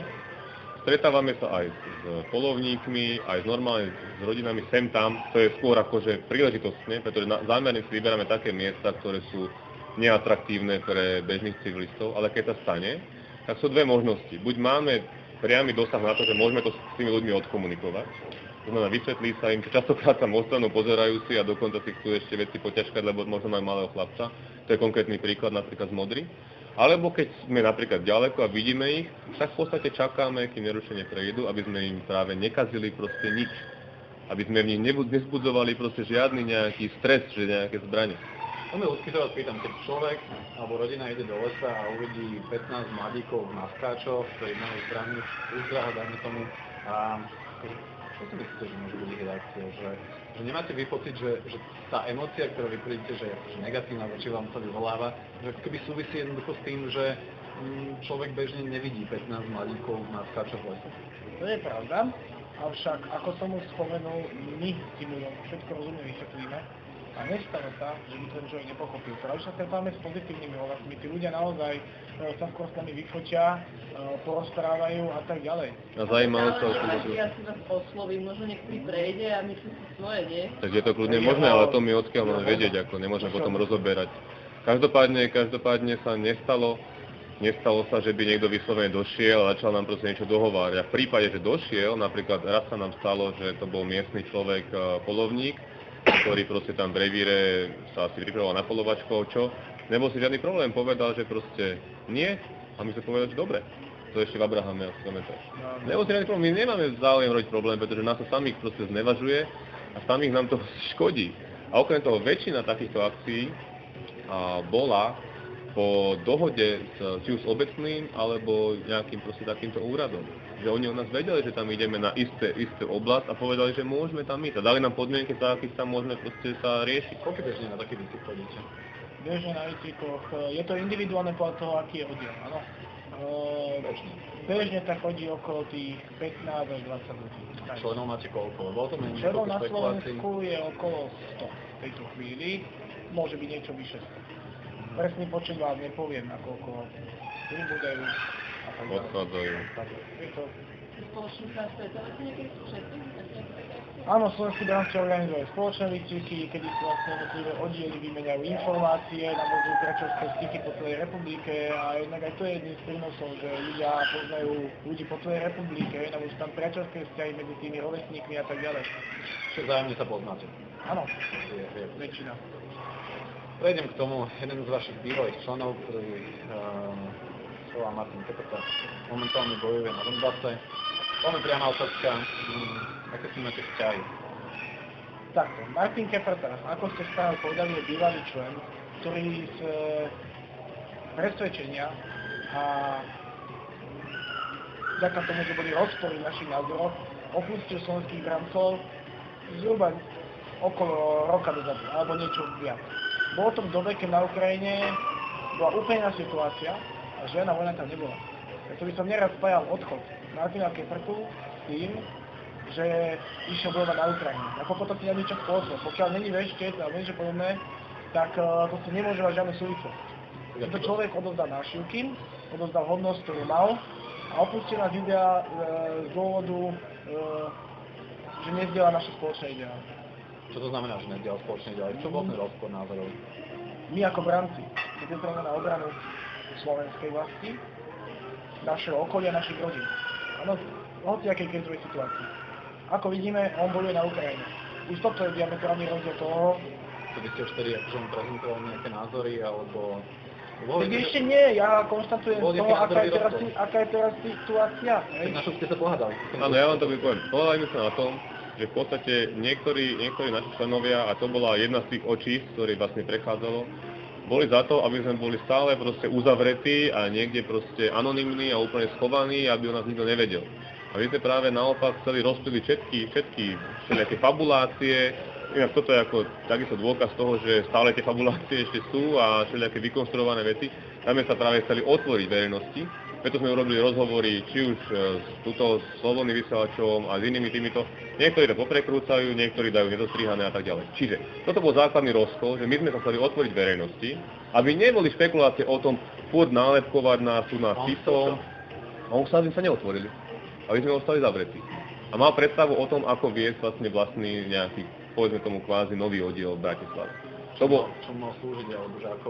No, lebo to boli ľudia kvázi ako keby z Bratislavy a keď to troška preženiem, tak troška boli leniví chodiť ako keby mimo Bratislavy, lebo však Bratislava sú možno troška taký pohodlnejší, takže aj finančne, keďže to boli mladí ľudia, tak v podstate chceli mať niečo ako Bratislavu.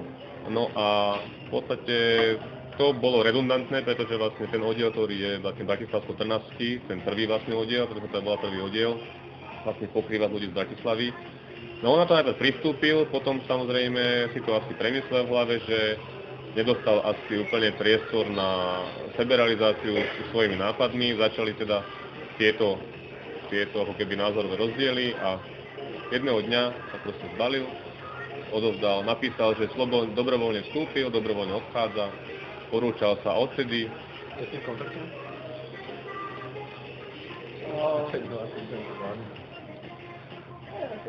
S Martinom Kepertom sme boli v kontakte vtedy, my sme nevedeli, že boli na nejakej Ukrajine, všetky tieto veci sme sa dozvedeli až v dobe, keď vlastne to písali médiá oficiálne, no? Až keď to bolo známe pre celú verejnosť. To, že si nejakí branci píšu s týmto človekom, ako koho poznali ako osobného kamaráda, myslím, že si s ním píše aj rodina a to my nemôžeme nikomu samozrejme zakázať. Čiže vy viete o tom, že nejakí vaši členovia si s ním píšu? Ja si myslím, že tie facebookové kontakty, ktoré mal, neviem koľko tam mal, ja osobne ho nemám medzi ako keby priateľmi, ale viem si predstaviť, že proste niektorí ľudia ho majú stále medzi priateľmi. Tí, čo si mi píšu, to mi neviem.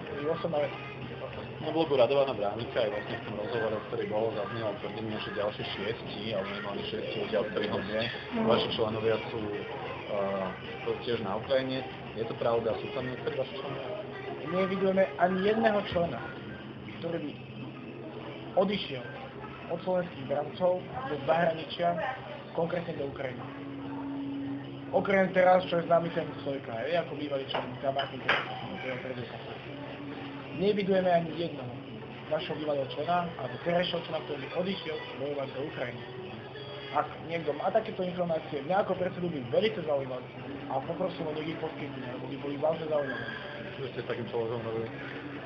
No nič, keď je potenciálne na Ukrajine, tak asi nič, ale proste by sme vedeli, o koho ide. Ale taký neexistuje. A taký proste neexistuje, pretože... A vidím vám toho pána, ako sa volal, samozrejme, samozrejme, ale tento človek neexistuje. Jak sa volal ten pán? Braník. Ja by som poprosil... Jeho poznáte? Ja ho nepoznám. A nikto ho nepozná asi teda, akože... A ja by som poprosil, keď má takéto informácie, nech ich dá. Lebo pokiaľ viem, je trestný čin bojovať v inej oficiálnej armáde. Nech tie informácie vydá. To je veľmi diskutabilné, lebo trestný čin je bojovať v oficiálnej armáde do Donetská armády. Dobre, nech to oznámi polícii. Lebo tieto informácie sú klamstvo. Sú to klamstvo. Ono tom vie, že je to klamstvo.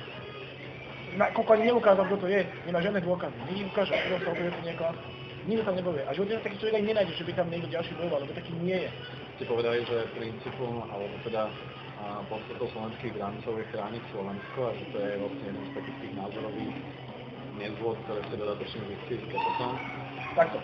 Ja nehovorím, že Kepert sa nikdy nechce brániť Slovensko, že by niekto brániť. To som nepovedal. Povedal som, že zrejme, hej, nakoľko je tam nejaký rozpor, nakoľko my chceme brániť len Slovenskú republiku, my chceme obrániť len občanov Slovenskej republiky a on teraz bráni občanov vlastne Južnej Ukrajiny. Ale ten rozkol bol iný. Ten rozkol bol v tom, že v podstate, jak som vám hovoril, otvoriť sa verejnosti, neotvoriť sa verejnosti a mal vlastné predstavy o fungovaní svojho vlastného oddielu a tomu nebolo umožnené. Čiže neboli tam nejaké názorové, alebo niekto by povedal ideologické rozdiely, kedy on, dajme tomu, že tlačil slovenských brancov do nejakej čo väčšej angažovanosti loveckej orientácie alebo čo bolo? Nie. Jasne, Z tejto strany sme u nás nebadali takéto zaradenia, takže nie. A aj keby to bolo, tak Slovenský bránci to je politická organizácia. Hlásime sa k tomu odjak živa a k týmto veciam preto aj nemôžeme smerovať. Ako to už bolo riešenie politiky. Čo sa dá spájanie s niektorými krajne pravicovými organizáciami? Tak to nám povedzte, proste prečo sa u nás tak píše? My to nepíšeme tie články. No, ale potom akože, ako náhle niektorí vaši členovia sa zúčastnia jednej akcie, kde pokladali vence Tisovi. No, už zasa proste 5 rokov dozadu. My už sme sa k tomu vyjadrovali teraz. Boli to chyby, ktoré sme urobili. Ja som tam osobne bol som mladý a hlúpy a verejne to poviem, lebo bola to hlúposť. Slovenskí bránci nikdy nechcú robiť, ani nebudú robiť kľud Jozefa Tita a plným ideológiám. Nebudú. Boli to chyby. Každá organizácia, 16 alebo 15, každá organizácia sa postupne vyvíja. Takéto sa vyvíja aj my. Vďaka tomuto sme boli zaradení. Áno, a aj evidovaní ako pravicovo-extremistická organizácia. Z tohto zoznamu sme boli ale vyškrtnutí. Oficiálne stanovisko ministerstva vnútra, ktoré bolo odvysiané v RTVS, znie, že slovenskí bránci nie sú pravicovo-extremistická organizácia. Ja si myslím, že toto je zásadné. Ale sme sa aj prečistili proste, treba otvorene priznať, že my nikdy neviete, aký človek príde. Môže to byť proste siskár rovno, môže sa robiť poznámky, môže to byť človek, ktorý inklinuje k pravici, môže to byť človek, ktorý inklinuje k lavici, môže to byť proste ktokoľvek. A teraz ľudí, u ktorých sme mali podozrenia a sami sa časom vyfarbili ako ľudia, ktorí inklinujú napríklad v pravici, tak si buď boli vylúčení, alebo sami odišli, pretože slovenskí bránci sa k tomuto nehlásia a boli tam názorové rozkoly. A my sme sa k tomu už verejne vyjadrovali a tí sú preč. Pýtam sa jednu otázku. Nemôže byť ten ako keby polovojenský charakter alebo tá fascinácia vojenskosťou alebo disciplínou jedným z dôvodov, prečo možno niektorých takýchto ľudí priťahujete? No, keď môžem. Ja na to rád odpoviem, ale keď sa môžeme ešte vrátiť k otázke. Spájanie tým pravicovým extrémizmom. Ja by som rád dodal napríklad to, že u slovenských brancov sú aj občania rómskej národnosti, sú tu občania maďarskej národnosti a tak ďalej. Dokonca tu bol občan, ktorý má otec Padesky. Napríklad, hej. Čiže sú tu občania rôznych národností a my tam nerobíme proste žiadne rozdiely. Dokonca veliteľ 16. oddielu je pôvodom občan rómskej národnosti. Čiže tam hľada nejaký pravicový extrémizmus. Tak veľmi ľudí sa pýtam, že čo sa stalo s vami od tých 15 rokov, kedy ste boli sa pokloniť Tisovi alebo daní veniec do týchto vašich 19, kedy už hovoríte, že kedy ste boli mladí a hlúpi. Úplne ľudská otázka, že aký bol ten vývoj, že čo ste si uvedomili a čo si napríklad myslíte o slovenskom štáte teraz? Čiže zmúdrel som, že som asi zmúdrel, prečítal som si dejiny, vytvoril som si o tom svoju mienku a v podstate nemám dôvod, vzhľadom na to, že som si preštudoval určité historické súvislosti, nemám dôvod na to, aby som nejakým spôsobom uctieval slovenský štát alebo robil nejaký kľud Jozefovi Tisovi. Nemám na to dôvod, necítim tú potrebu z vlastného presvedčenia. Áno. A slovenský štát ako vnímam, toto je moje osobné viedenie sám za seba, áno. V rámci slovenských brancov toto teraz nemôžeme brať. Ako ja osobne vnímam slovenský štát, no, bolo tam veľa zlého.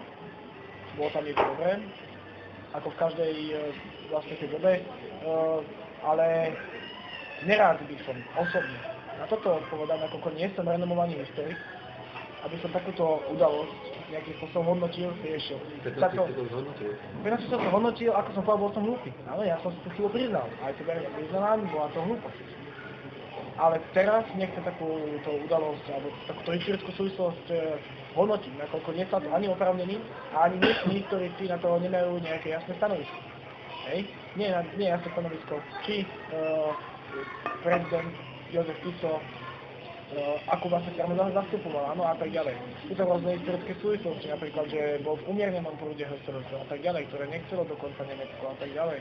Ale to už by som ja veľmi nerad hodnočil, nie som historik, aby ma takéto otázky odpovedal a ja osobne za seba nemám tú potrebu nejakým spôsobom budovať kúd Jozefa Fica, nemám tú potrebu ani nejakým spôsobom uctievať vznik tohto štátu a už tam v živote ale nepôjdem. Áno, na nejaké takéto kladenie. Ja sa tiež ako osobnosť postupne vyvíjam, ako je to bežné u každého človeka a tieto historické udalosti som si prehodnotil a dostal som takéto názor. No, je to síce odvetvie, ale aby to nezabudlo, pretože skôr začnete, aby som sa chcel ešte vrátiť, vy si tam položili takú otázku, že či táto vojenčina a maskáče, že či nepriťahujú proste pravicovo orientovaných ľudí. Je to taká zvláštna otázka, pretože to by sme napríklad sa mohli opýtať, že či fotbal napríklad nepriťahuje pravicovo orientovaných ľudí, pretože tam ich je preukázateľne dosť a robia preukázateľne neplechu. Je také zvláštne, no, takže ono to je ťažko, ja v podstate, ťažko sa mi hodnotí a v podstate ja tomu úplne nerozumiem, že prečo je automatické zaškatulkovanie toho, že kto si napríklad dá maskáče a rozhodne sa niečo trénovať, v takomto napríklad duchu je automaticky radený a to už je taká predpojatosť alebo predsudok do nejaké... Jasne, kde sú tie predsudky podľa vás? Hovoríte, že sú predsudky? No, to ja neviem, pretože ľudia majú tendenciu, sú dve možnosti, buď pramenia z priamých nejakých konkrétnych situácií, ktoré niektorí konkrétni ľudia zažili, napríklad mohli byť napadnutí, alebo mohli byť vystavení proste ataku takýchto skupín. Na druhej strane ostatní ľudia bez toho, aby si čokoľvek overovali, majú tendenciu robiť logické informácie preberať a už to je proste kult maskáčovi a to sú všetci proste žiaľbu hádzaní do jedného vreca. A to je nesprávne. A prečo sa to deje? To ja neviem. Ja proste tento kult nevytváram. A rozhodne mne to stojí ako hlava na tom, že prečo človek, ktorý si dá maskáče, je automaticky postavovaný za blbca. A ja vám poviem krásny príklad, nebudem to dotyčnú osobu menovať, ja robím na Slovenskej akadémii vied, aby ste vedeli. Jeden môj kolega urobil sondu do zmýšľania proste vedeckých pracovníkov na Slovenskej akadémii vied a jedného dňa si dal maskáče a došiel s tým do roboty. By ste videli, by ste neverili, čo sa s tými ľuďmi stalo.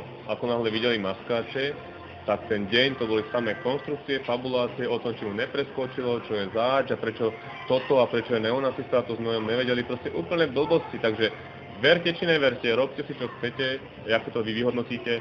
Je to už tak sprofanované, že dá si niekto maskáče, že je automaticky zlý a prečo tak je, ja neviem. Možno, že je práve dôkazom toho háda takýchto článkov, ktoré vykresľujú takýchto ľudí ako proste pometení.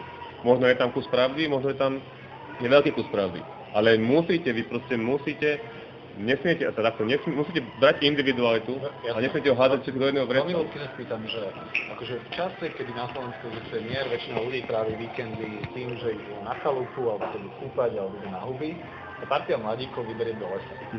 Akože, chápete ten možno, že... Ja tomu chápem, podľa mňa to je úplne v pohode. No, jasné, ale že vidíte že mnohí ľudia to proste berú neštandardne, že... Ale prepáčte, ja nebudem hodnotiť, aké sú, čo berú štandardne, napríklad mne možno príde neštandardne, že niekto proste je do Polusula a nakupuje tam pol dňa. Ja to nehodnotím, nekritizujem, je to jedno. Nechám každého, nech si robí, čo chce. Ja idem do prírody a zdokonalujem sa. Napríklad, idem do plavárne. Tak a čo je problém? To, že niekto má potrebu toto riešiť, tak riešme to, že väčšina ľudí vyhadzuje 5 eurovky za kino a dá si k tomu kúkance proste a konzumným spôsobom zabije celý deň v nákupnom centre. Nikto to nerieši a nás to absolútne nezaujíma, my to rešpektujeme. Takže my sa na to môžeme pozerať takto, z druhej strany. Takže prečo z tejto strany? Pozrieme sa z druhej strany na to. Opačne, čo je na tom zlé? Nie, že nie je to divné? Nie, čo je na tom zlé? Keď zoberiem maskáča, idem do prírody a napríklad urobím tam senník pre semku. Čo je na tom zlé? Nehovorím, že... Lebo vy napríklad poukazujete iba na tie zbrane furt. Ale v podstate o nás neviete toho moc. A to je presne jedna z tých vecí. Prečo? Akože, že vy s vašim imidžu, to nepomohlo, keďže robíte len tie krmidla pre semku a... Ale my nechceme robiť krmidla pre semku. Potom sa ma pýtaš, prečo my to ukazujeme na zbraní, no pretože ich máte. Správne, ale ja som teraz hovoril o niečom inom. Samozrejme, my. Ja to rozumiem, No ale tak vy položíte otázku, potom sa takto otočíme a ideme do TikToku. Vy ste povedali, že prečo to inklinuje. Ja som vám odpovedal s nákupnými centrami. Keď som povedal, že krmítka, tak vy otočíte na zbrane. Proste je to tak, my nechceme len robiť krmítka, chceme sa dokonalovať a vojenské vede. Už sme vám tom povedali x krát. A prečo to robíme, pretože to proste chceme robiť. Chceme sa v tom zdokonaliť a mať proste v tom zručnosť. Na tom to je jasná informácia. Ja sa vám pýtam na to, aby ste mohli takto odpovedať. Ste prešli nejakým podobným prerodom, ako tu na kolega? Ja som nikomu nikdy neinklinoval. mám svoj svetonázor ako asi každý človek na tejto planéte, takže, ale že by som ja mal nejaké také inklinácie určite nie. Ja som vždy skôr bol umiernený, skôr akože v zmysle, že každý nech si robí čo chce a nech rešpektuje ostatných. Majú branci kontakty s nejakými ďalšími medzinárodnými organizáciami?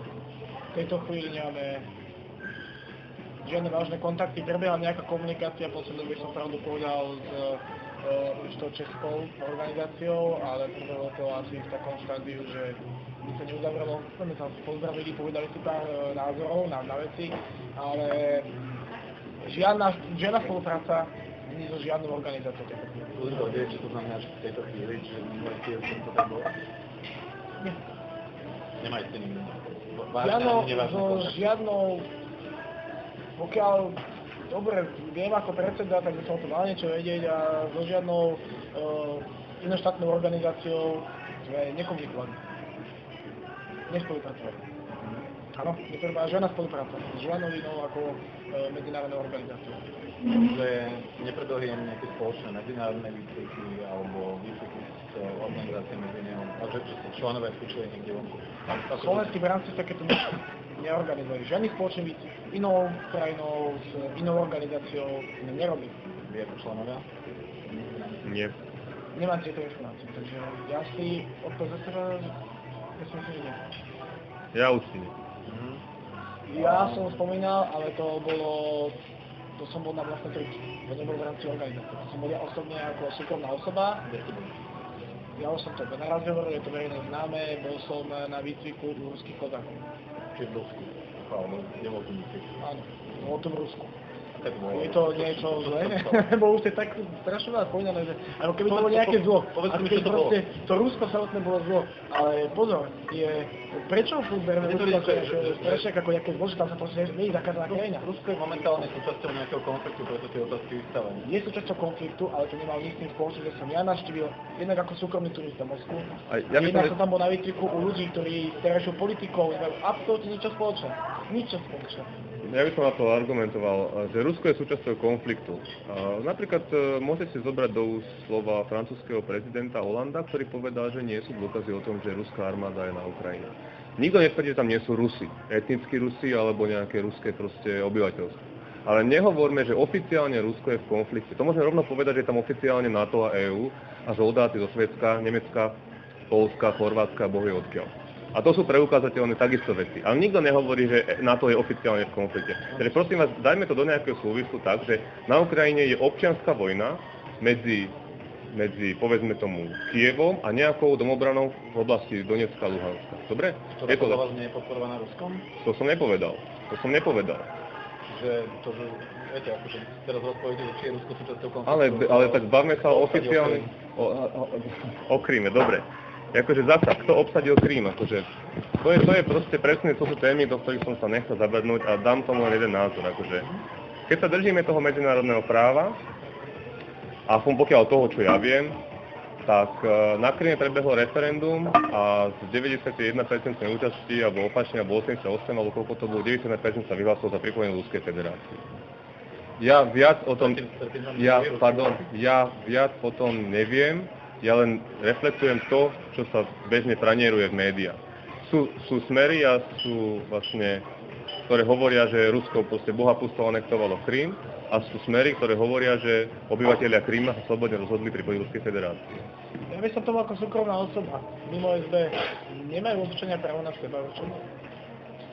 Také na zamyslenie.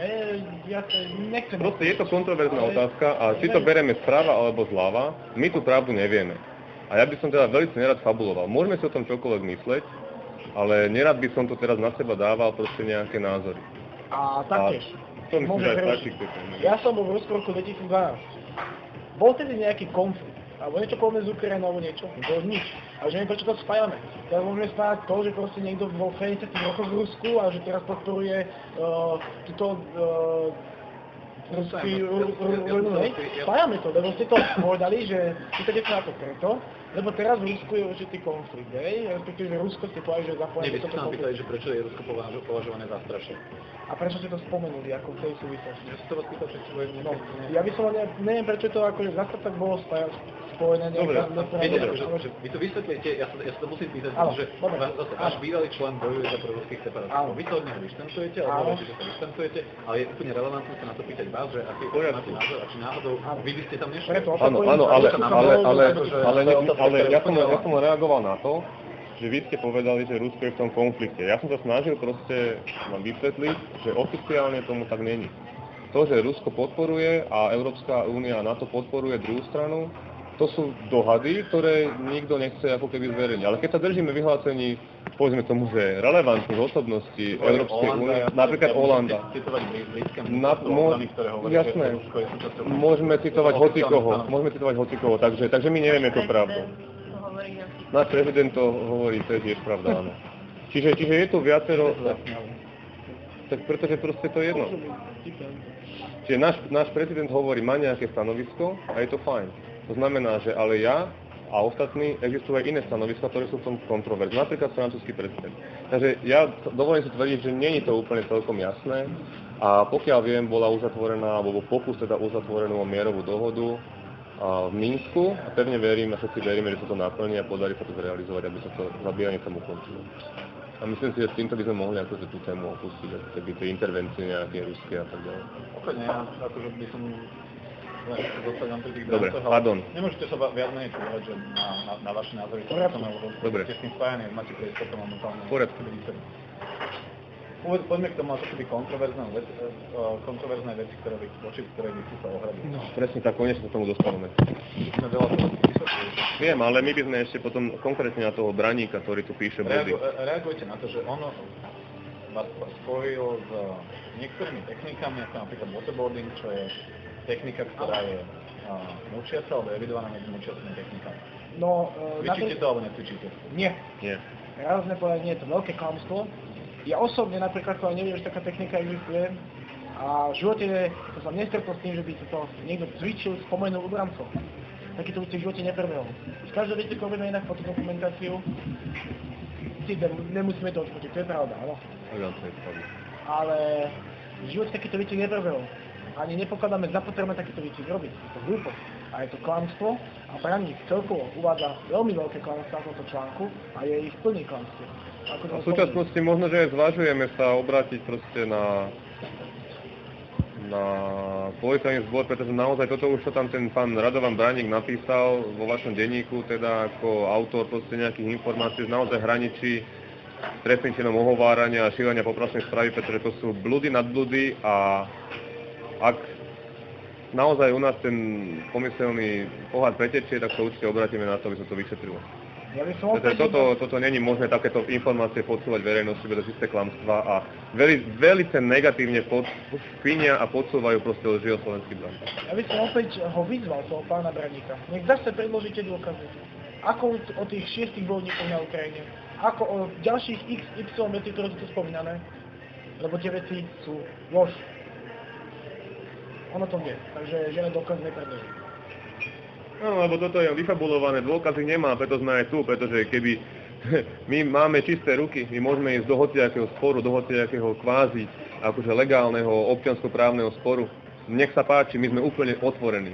A garantujem vám, že pán Braník nepríde. Garantujem vám, pretože nič nemá. A pretože nemá, pretože toto je čistá znôžka kidov, čo napísal.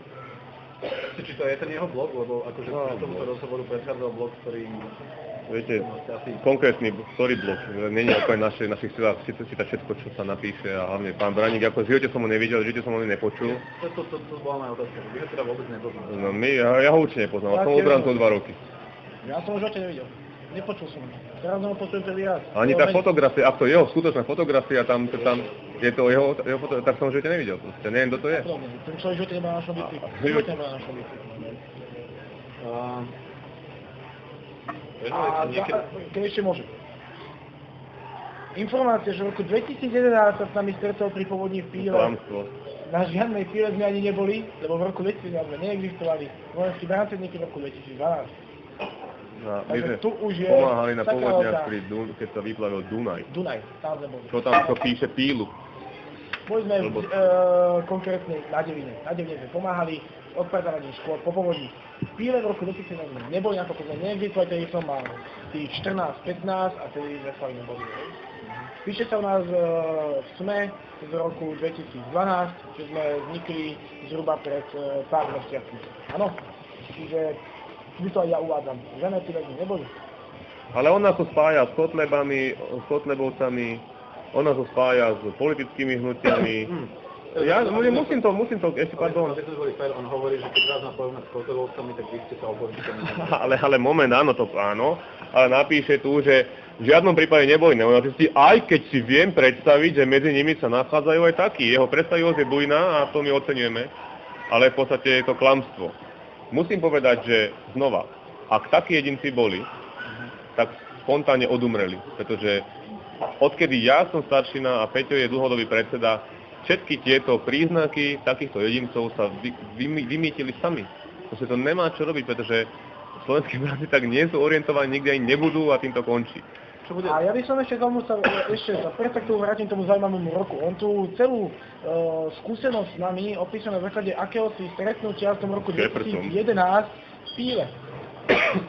Nemohol sa stretnúť s nejakými vašimi bývalými členmi? Alebo... S bývalými členmi v dobe, keď sme ešte neexistovali. Alebo s ľuďmi, ktorí potom boli vašimi členmi. Ale to potom. My sme ešte neexistovali v tej dobe. Ja som o Brancovi ešte nemal ani poňatia. Nikto nemal o tom ešte. Viete, to je také smiešné, keby toto, že neviem, v podstate na základnej škole sa s niekým stretnete a on ako malé decko, vymyslím si teraz, ukradne proste horálku a teraz to bude vyťahovať, že to je proste najväčší zlodej a bude sa na to odvolávať, to sú úplne nezmyselné veci. V tej dobe sme neexistovali, pána Braníka, pokiaľ ja viem a nikto nepozná, či sa on stretol s Keprtom alebo nestretol, netuším, o čom sa bavili, netuším, na pive sme neboli, to čo píše o všetkých tých väzbách a o ďalších článkoch, ktoré na to nadväzujú, ako ste vedeli, že cvičíme mučenie a zastrašujeme matky s deťmi pri kolibe na kofole a že pozerajú s otvorenými ústami a máme proste medzi sebou vrahov, ktorí možno po výcviku Malých Karpatov naozaj zabíjajú ľudí, tak to proste je na trestné oznámenie. To je na trestné oznámenie. Čo bude so slovenskými bráncami teraz? Čo bude so slovenskými bráncami teraz? Čo chystáte, ako sa chcete profilovať? Ja? Čo bude ďalej? Normálne pokračujeme. Slovenskí bránci pokračujú ďalej vo svojej činnosti, ako mali. Pokračujeme s tréningami, pokračujeme v nábore nových členov, pokračujeme v cieľe, ktoré sme si dávno vytýčili.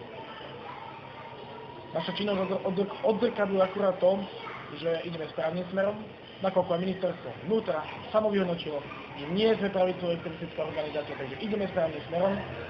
A minister Kaliňák jasne povedal, že nemá vedomosť o tom, že slovenské branci akýmkoľvek spôsobom porušujú zákony tejto republiky, to znamená Slovenskej republiky.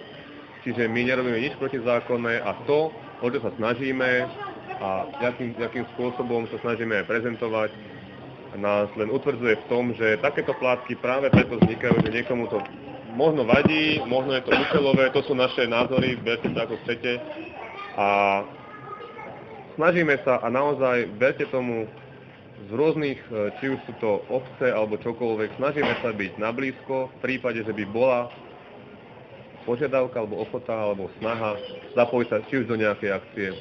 Robíme ekoakcie, hovorím aj o tom, čo sa ako robí v čase, ako keby kvázi mieru, áno, lebo vy furt len tie zbrane chcete, tak robíme tie ekoakcie. Vy nám potom vyčítate, že keď hovoríme, že... Už sme sa to otočili proste, takže dobre. Už sme vám jasne povedali, že cvičíme s tými zbraňami, prečo to cvičíme, sme vám jasne povedali, ale chcem, aby tam odznelo aj to, že to nie je všetko, to sme vám tiež povedali. Ale teraz dáme dôraz na to, že snažíme sa čistiť proste hrady, snažíme sa pomáhať pamätníky osobnosti, ako Štefánik, proste ktokoľvek, snažíme sa nejakým spôsobom starať sa aj o kultúru, snažíme sa proste aj v tomto dozdelávať mladých ľudí, aby proste neboli prkení drevení a konzumom oblbnutí. To je celé. To je celé, čo slovenskí branci robia. Ak to niekomu vadí, ja mu to neberiem, je to každého právo mať názor na čokoľvek a akýmkoľvek spôsobom, nás to netrápi. Neporušujeme nič a v tomto svetle si myslím, že není dôvod o nás písať takéto bláboli. Vy máte zbrojný preukaz? Ja nemám zbrojný. Ja nemám zbrojný preukaz, ja mám ešte iba 19 rokov, ja ani do zákona nemôžem mať. A keď, že by teda sa zmenil ten zákon o expanzii, teda ten zákon, ktorý sa týka expanzných zbraní, tak... Ako by sa mal meniť? Má sa meniť takým spôsobom, zbrojný preukaz by bol treba. Zbrojný preukaz. Pán Kaliňák o tom Ak taký zákon bude v platnej legislatíve, no tak sa... Ale sa musí plánne riadiť. Presne tak. To znamená, že si vybavíte zbrojný preukaz. No, samozrejme. Keď to bude nutné, tak áno. Je nám vždy podľa zákonov. A môžeme sa rádiť tomuto pánu? Poďte, no čo? Ja som tu zase prečítal takú zaujímavú vec. V roku 2012 sa ma spýtali, či by som sa nechcel podielať na vzniku niečoho, čo vtedy nazývali dobrovoľné zbory. My sme vznikli v roku 2012, čiže ak sa jeho niekto pýtal v roku 2012, či niečo nechce založiť, to musel byť niekto iný, ako my sme vznikli v roku 2012, presne na 1. apríla 2012 sme vznikli. A mali sme tu slovenskí branci vždy. Už na tej dobe písali v médiách, hej? Takže tu máme aj dôkaz na to, že proste zase klamstvo.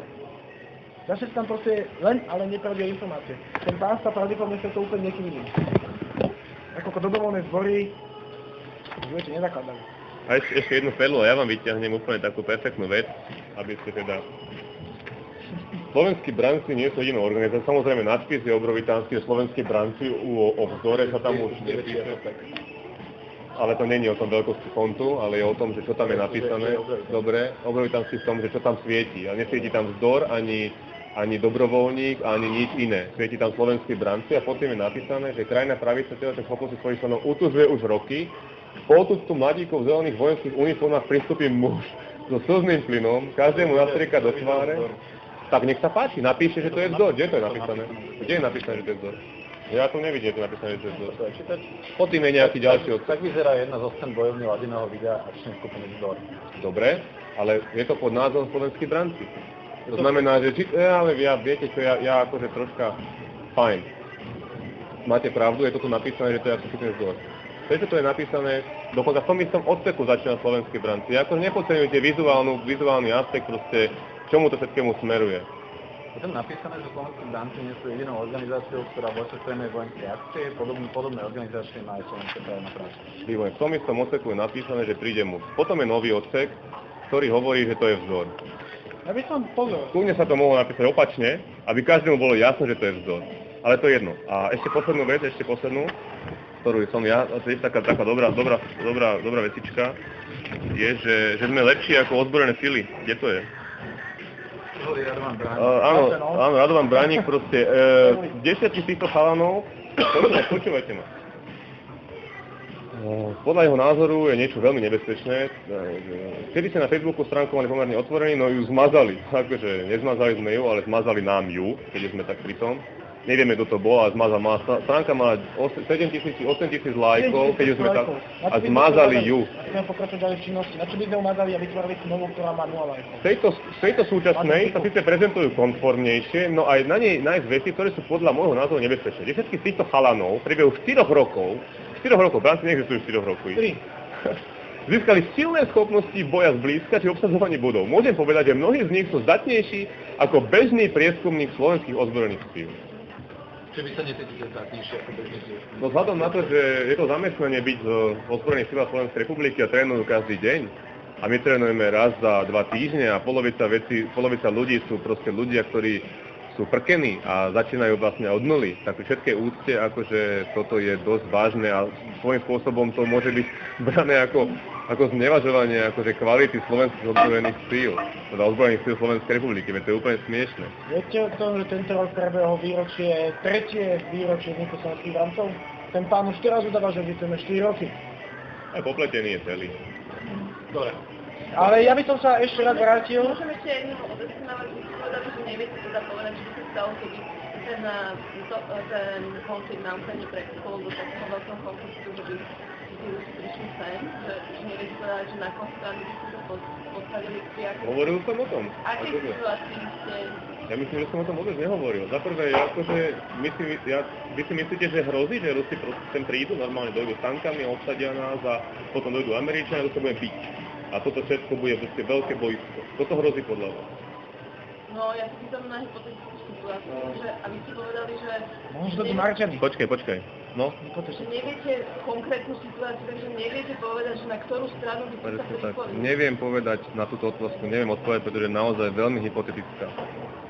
No, ale viete si predstaviť situáciu, kde... Budem brániť svoj dom. Rozumiete? Budem brániť svoj dom a svoju dedinu. Tá otázka bola iná, pretože nebola... Ja viem, ale ja... Tá otázka bola k lojalite k slovenskému štátu. K slovenskému štátu alebo Slovenskej republike? Slovenskej republike. No tak viete, jednoduchšie mi to mohli vysvetliť čeliako. Dobre, tak zopakujem otázku, čiže tá otázka, ktorú ja som ešte predtým dával, bola lojality Slovenskej A neodpovedali sme k tomu už? Ste povedali, že to neviete vyhodnotiť. Napríklad práve, že ste postavili. No je to, Že kebyže sem príde 3 milióny Číňanov, tak by ste možno bolo. možno, presne tak.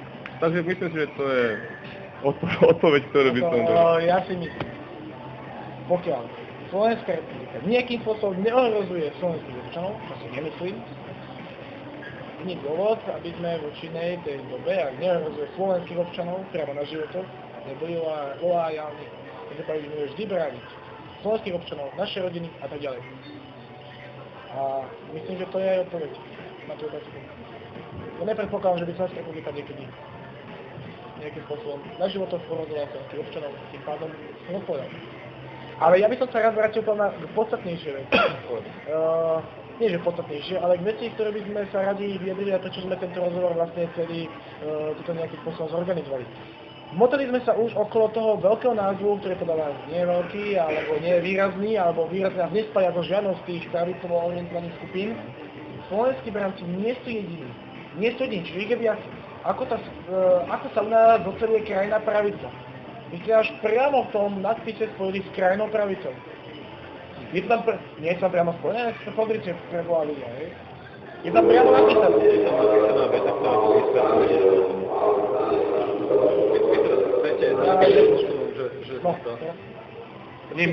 Je tam napísaná veta, že slovenskí bránci nie sú jedinou organizáciou, ktorá vlastne trénuje vojenské akcie. Slovenskí bránci nie sú jediní, ako sa u nás doceluje krajná pravica. Ja viem čítať. Nie je tam napísané, čo hovorí. Prečítajte tú vetu, to je.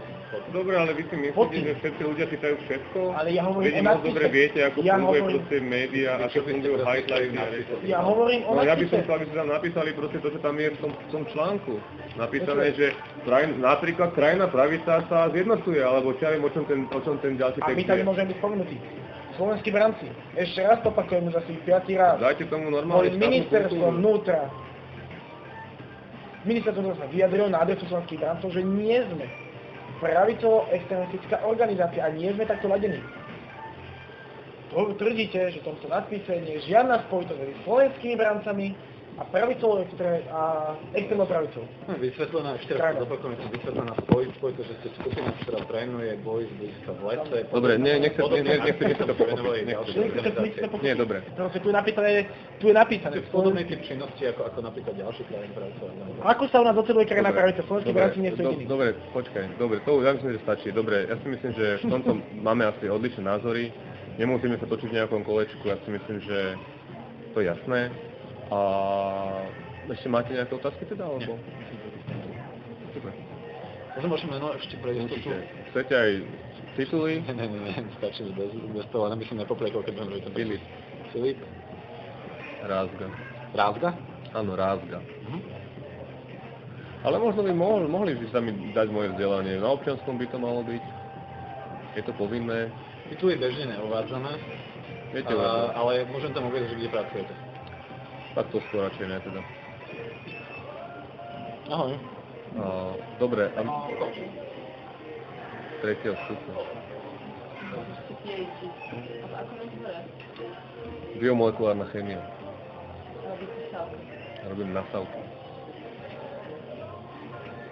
Dobre. Nastave polymér. Čo vám zrejme zajtra ráno ten prepis. Na aký mail? A na obi dva e-maily, to znamená, že razga@hotmail.com. A je možné potom vám teda poslať nezostrihanú verziu cez nejaké úložstvo alebo čokoľvek. Takisto by som poprosil link. Je to úplne jedno, pošlite prosím všetko, čo máte, aby sme mali na to pamiatku. A ty máš aký mail? Môžeme sa aj podpísať na bude. Ako? Že vám môžeme sa aj podpísať na bude. To úplne není treba. Peter, bodka, švaček.